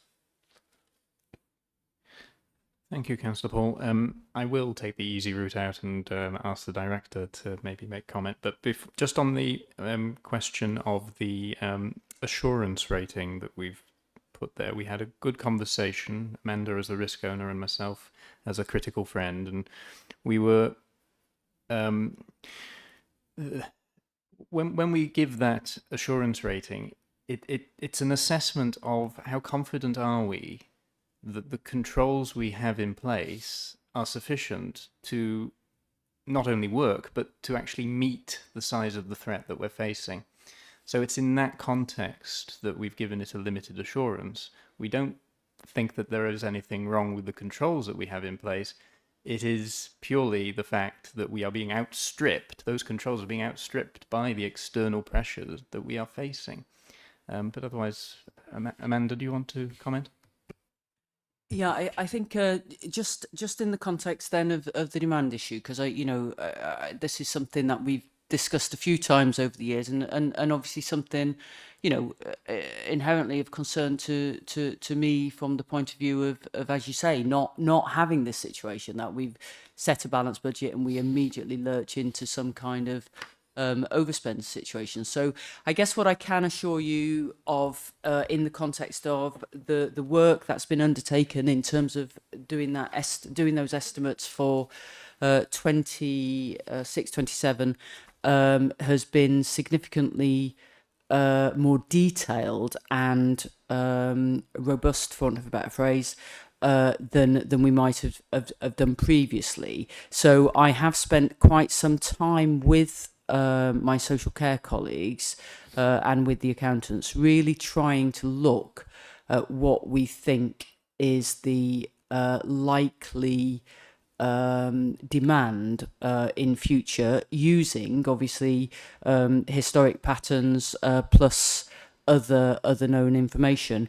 I guess I could take the very easy option in forecasting and just go for the worst case scenario and say the demands are going to be much worse than they potentially could be, but at least I've covered it from a financial point of view. I'm not quite sure that's the right approach to ultimately take, because you as members have got a very difficult balance to determine when you're effectively forced with council tax increases, cuts to services, etc. And I believe, whilst clearly we absolutely need to make sure we are making prudent and reasonable estimates, that to make overestimates and therefore result in cuts or increases to council tax, which are potentially unfair to our residents. I guess personally don't think that's the way to go, and therefore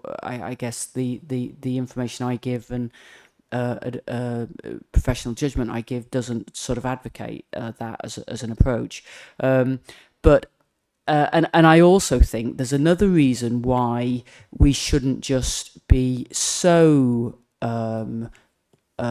prudent, if you know what I mean, and which is around actually, well, what are we doing within our services to seek to manage demand and prevent demand, and I guess I'm not talking about older people there, perhaps, because obviously our demographics are what they are, but certainly I think in relation to children, obviously effort and work in the prevention area may well assist us in some of those costs not coming down the line if obviously children can be supported at a much earlier stage. So I think it's a complex balancing act. I think it's absolutely right that you challenge the robustness of those estimates, and I can obviously provide through the debates around the budget, I can provide you more information on that. But what I can assure you of, as I say, specifically in relation to 26-27 and specifically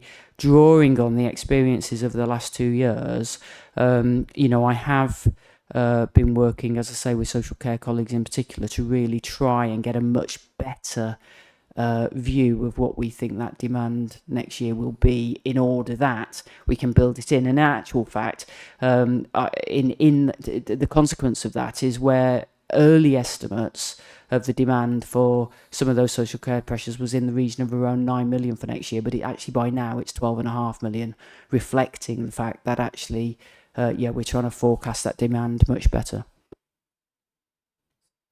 Sorry, Chair, can I just come back on that? And I very much respect the context which you set, Amanda. But I sort of now, sort of 3.5 years in as a councillor, have also sort of experienced a lot over that 3.5 years. And I'm picking up from officers, whether it's on cuts and savings, for example, that deep down they deeply doubted whether those savings or cuts would come in within that next financial year.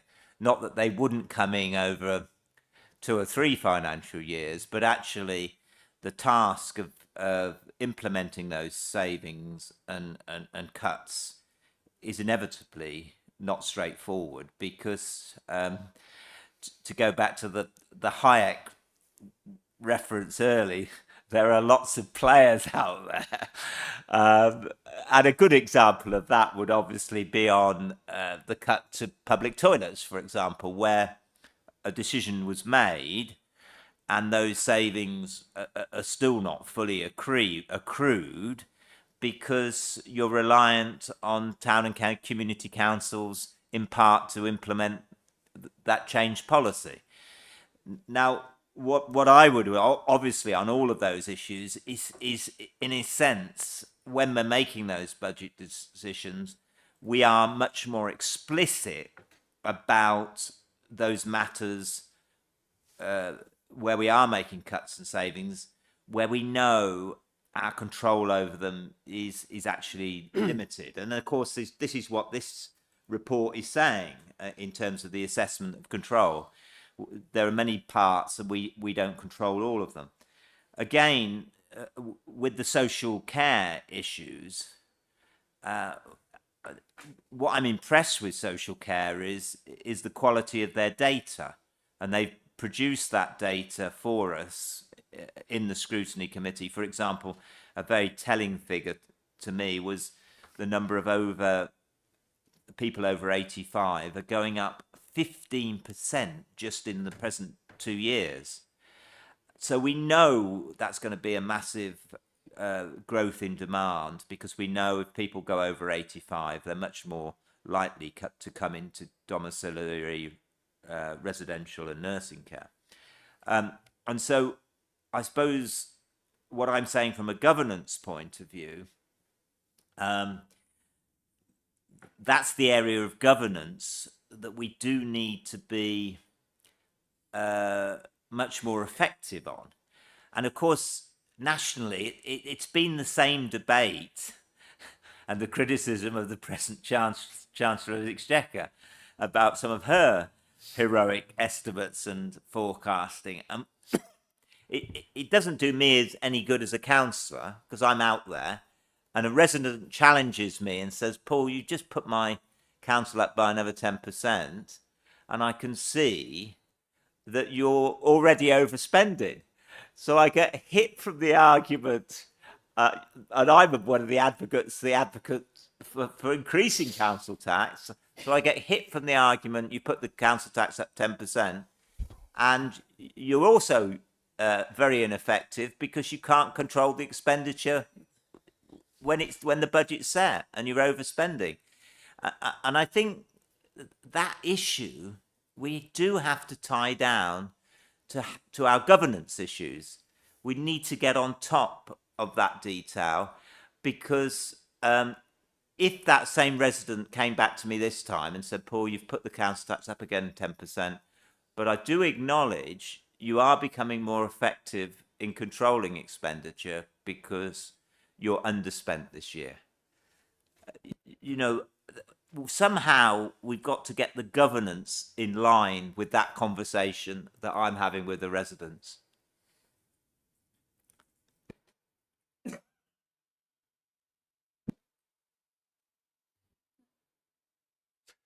Thank you, Councillor Paul. I thought you were going to go in the direction I was intending to go on in the subject of low assurance, but you shot off onto the detail, because as Yolo knows, and I think Amanda, I have a problem with seeing a statement on this risk item that says low assurance when I see all of the work and the good work that is going on, whether it be from Amanda or the services, etc.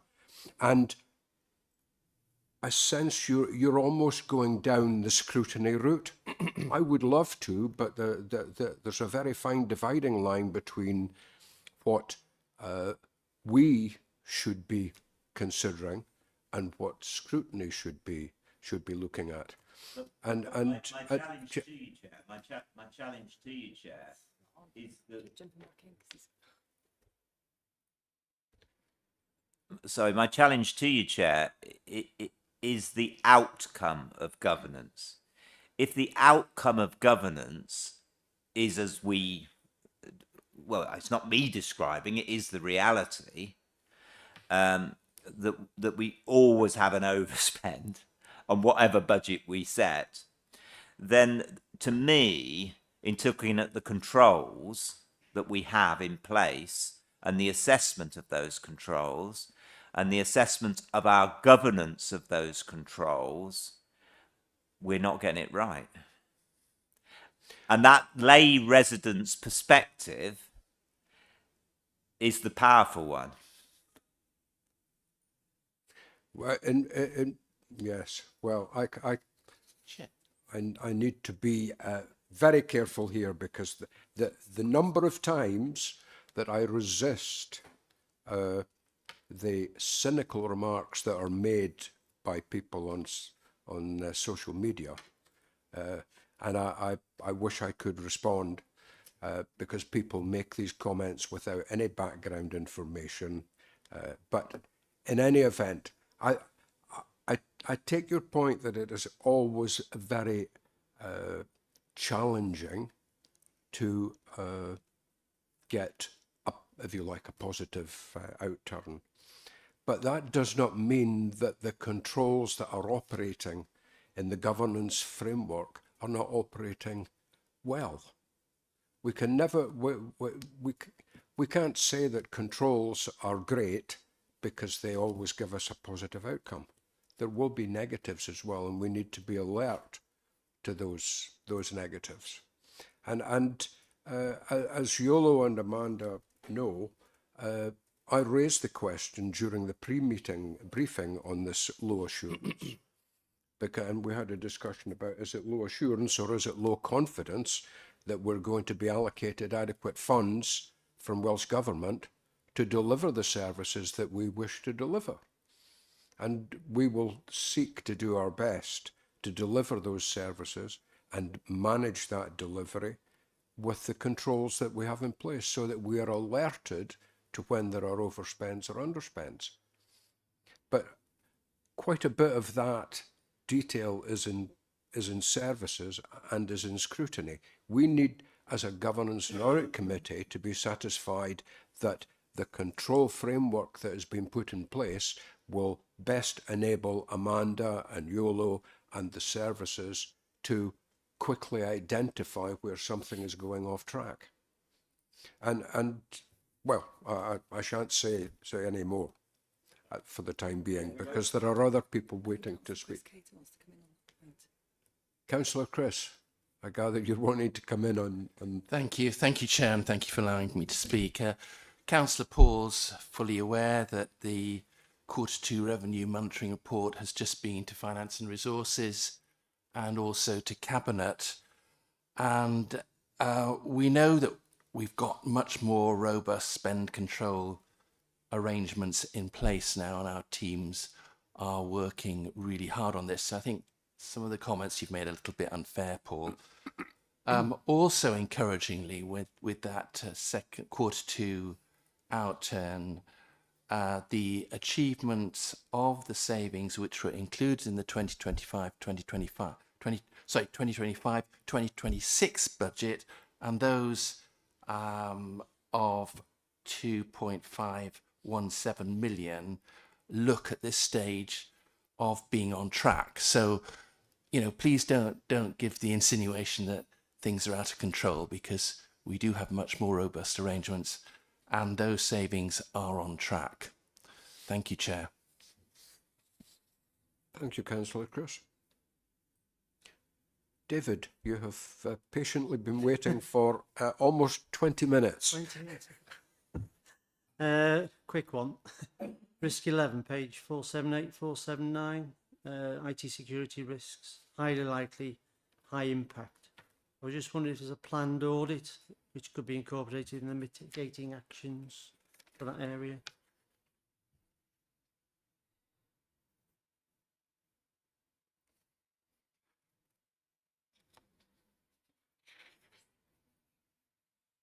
We've undertaken a cybersecurity audit, and a follow-up's been done. It's now reasonable assurance. Yeah, reasonable assurance.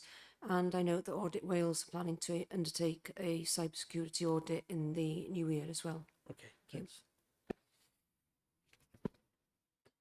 Thank you. Councillor Gareth. Thank you. I was looking very much on the same lines as Paul, really, on where the assessment of controls gives us limited assurance, where, again, it says significant gaps, weakness and non-compliance were identified. And I'm just wondering, you know, and I'm not going to zero in on any one of them, there were a few of them there, but I'm wondering, as a scrutiny committee, how can we have that extra assurance that these won't appear again, that they really are being tackled? I know they've got mitigating actions below them, but you know, they look very similar to other areas where they haven't come out with these significant gaps and weaknesses and non-compliance. So I'm just wondering, you know, is there some merit that we go down the route that we do where we get a challenging audit report comes in, where the action owner actually comes in and talks us through the challenges that they're facing and talks us through the mitigating actions that they're taking, so that we as a committee have got that extra assurance as to what the challenges are, and yeah, what's been done about it is appropriate and will be actioned and will be in place. Can I just clarify, you opened by saying as a scrutiny committee, which we are audit. I'm getting my wires crossed. Definitely not. No. But when you talk about audit, do you mean a risk? Yeah. You know, do you mean a risk owner comes into this meeting and we the action we deep owner dive a risk? Yeah, the action just owner as to some comes in. extent we've Yeah. been deep diving the risk number one on insufficient funding. Yeah, you know, time will tell as to whether you'd expect these not to turn up with the same points again the next time this comes in. But I just wondered as an audit committee whether we should be more hands-on and have more detailed information on it. Well, I think we do need to be careful between scrutiny and governance and assurance. But Amanda, you want to say something? Yeah, I think what the debate that we're having is making me sort of question a little bit, and it's to the point that Ian had raised his chair prior with us is I think how we factor in that external world, because so the phrase significant gaps, weaknesses of non-compliance were identified is obviously a generic phrase pertaining to the term limited assurance. In the context of our internal control environment around how we set budgets, how we seek to manage our financial position, how we monitor and ensure members are appropriately cited on all of that kind of stuff. I'm not for one moment suggesting that there aren't things that we could get better at here and there, but in general speaking, I have no issue that those controls are working sufficiently. I guess it comes back to this thing about how do you determine and how do you factor in the external world into our assessment of our financial resilience, and essentially when Yola referenced our debate around what I think we were left really saying that it's very difficult for us as an authority to take a view that we don't have it would almost feel perverse to be saying we have satisfactory assurance or high assurance on our financial resilience when ultimately we know, because Nigel referenced it much earlier on, the whole of public sector finance and local government finance in particular is very, very challenging, and we have no way of guaranteeing, and in fact what we've observed over the last few years is that the government funding has not remotely kept pace with our pressures. So to the extent simplistically we have 70% of our funding from AAF. For the last 3 or 4 years, the level of funding coming in has been at nowhere near 70% of our pressures. So essentially, we have been forced, I guess, or members have been forced in a way to take choices around budget reductions and council tax because the level of external funding has not kept pace with the historic pattern, effectively. So it's that very issue, the fact that we have no influence, or we have obviously lobbying influence as with other local authorities through the WLGA, etc., but we have no specific and direct influence to ensure that government funding will keep pace with our pressures, and it is that very point therefore that has fed into us making the assessment of limited assurance. So will that change for next time? Well, no, it won't. I guess what therefore I'm coming back to is almost as if this risk has got a sort of a two element to it. It's one bit about what's our risk rating in the context of the controls we have control over, as opposed to the bits we don't have control over, and I think that's what's clouding the issue, because I don't think we do have significant gaps and weaknesses of non-compliance.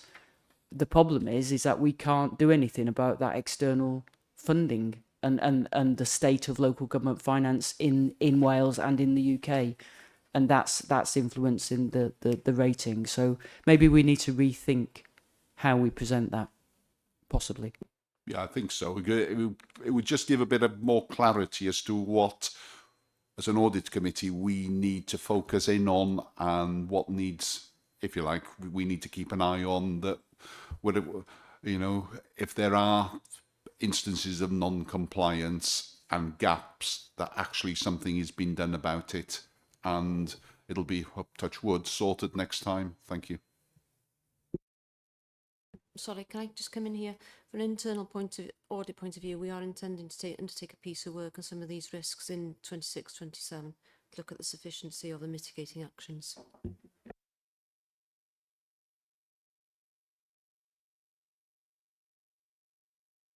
Wait, this mic. Nigel? Thank you, Chair. A few questions for Yolo on what I think is another great report. What I'm looking at is the summary page on page 443 and the definitions. And if I flagged you 3 areas where I just wonder whether the definition is right in terms of the risk. The risk 1, and we've had the debate about that, the residual risk there, I'm exactly with Amanda here. There's what we can control and what we cannot control. But I just sense whether residual score B there actually should be in the A category, given that the situation has got worse. I've just flagged it to you. I'm not giving you an answer here. I'm just saying my reading of it and the definitions would suggest it. Number 4, also, given the volume of press coverage and the impact of hacking and some of the particular specific cases that have occurred recently, whether the residual risk there in C ought to be considered to be B. The definition on number 8, not inclusive, I just sense whether that needs to be relaxed from an A to a B, looking at the definitions, both on the inherent and on the residual B1 to B2 or 3. Those are just looking at those risks and trying to match the definition are areas that I'd ask you to look at. A couple of other points I'd make on risk 16, the homelessness one. Councillor Stephen kindly enabled me to have an exchange of information regarding homelessness and the mitigation actions that were needed in relation to that area. And I think that more needs to be addressed in relation to the mitigation of homelessness that comes up elsewhere in the report. Because in my perspective, I think the information back confirmed there was too public sector orientated and that there are reviews ongoing that will enable some of that information to be addressed. So I'm looking forward to seeing a review in the mitigation in relation to that. The 5th point I want to make is, yes, I got very excited about the matrix diagram on page 500. Excellent. That worked well for me. More of the same, please, Yolo. The final comment I have is also about page 501 about risk appetite. Now, I'm mindful you mentioned risk appetite at the start of your presentation not being fully reviewed yet. The issue I have there is looking at the risk appetite of cautious for the workforce related statements there about people and learning and the whole workforce. If we are serious about being a transformational organisation seeking to benefit in times of difficulty through extraordinary and wonderful work, my sense is the risk appetite there is not right. That I'm feeling that we ought to be in an open sort of risk appetite rather than in a cautious risk appetite. And I value a view back in relation to that. Thank you, Chair. Thank you, Yolo. Thank you, Nigel. Thank you, Nigel. Okay, so in terms of some of the scorings to begin with, again, when Janice and myself met with the risk owners, we have reviewed all of the risk scores, and I think I would be quite assured to say that the residual score for risk 1 is an accurate picture of where we feel things are at. Likewise with risk 4, moving that to a B, I actually think this one might improve in the next report. We've,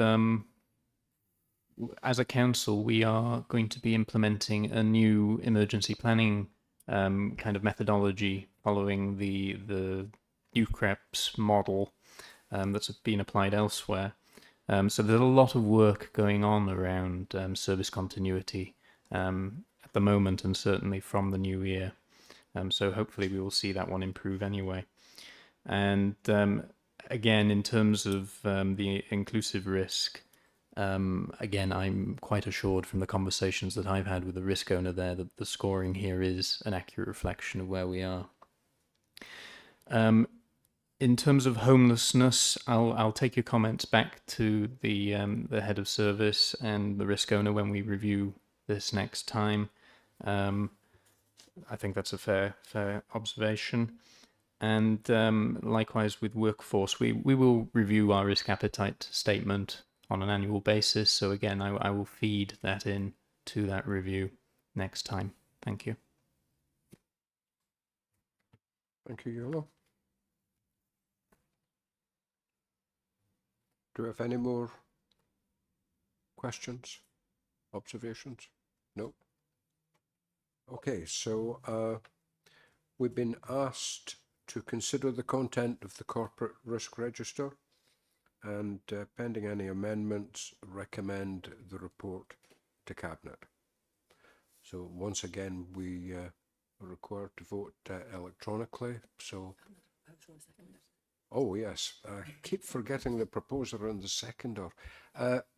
Thank you, Councillor Paul, for proposing. Councillor Gareth, thank you for seconding. And now we can open the vote, please. And can I ask you all to vote?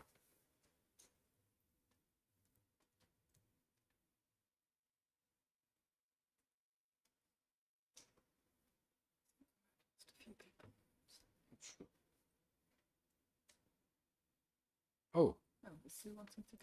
Councillor Susan would. Oh, she's just voting yes. Okay, can we close the vote now? And that is unanimously in support, Yolo. So thank you very much. And we have. Well, the floor is yours again, Yolo, for the third item. Second item, sorry, under this is the external regulatory reports, which is pages 503 to 507 in your pack. Yes, thank you, Chair. Again, this is a very brief item from me, just to update the committee, as I routinely do, on the recent external regulatory reports that we've received as an authority. So those are listed there. We've had a report on information governance, arrangements for managing freedom of information requests, a report on the future generations report, I should say, from the Commissioner. And we've included within the report the details of where those reports have been in terms of our internal process of receiving scrutiny first before coming to governance and audit for consideration. So happy to take any comments on the paper.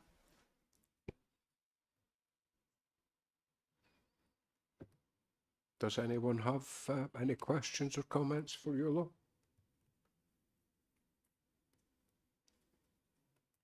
No.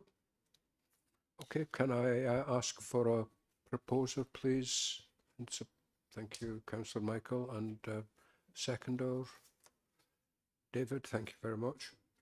And once again, it's an electronic vote, so can I ask for the electronic vote to be open, please? And ask you all to vote. So 4. Yep, you can vote. Yep.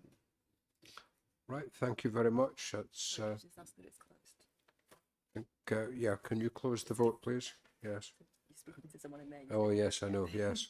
So that's unanimous, so thank you very much indeed. And thank you for your resilience and holding out for must be almost 3 hours and being patient with the IT issues. So thank you, and can I just say I hope you all have a very merry and happy Christmas, which is fast approaching. So thank you again.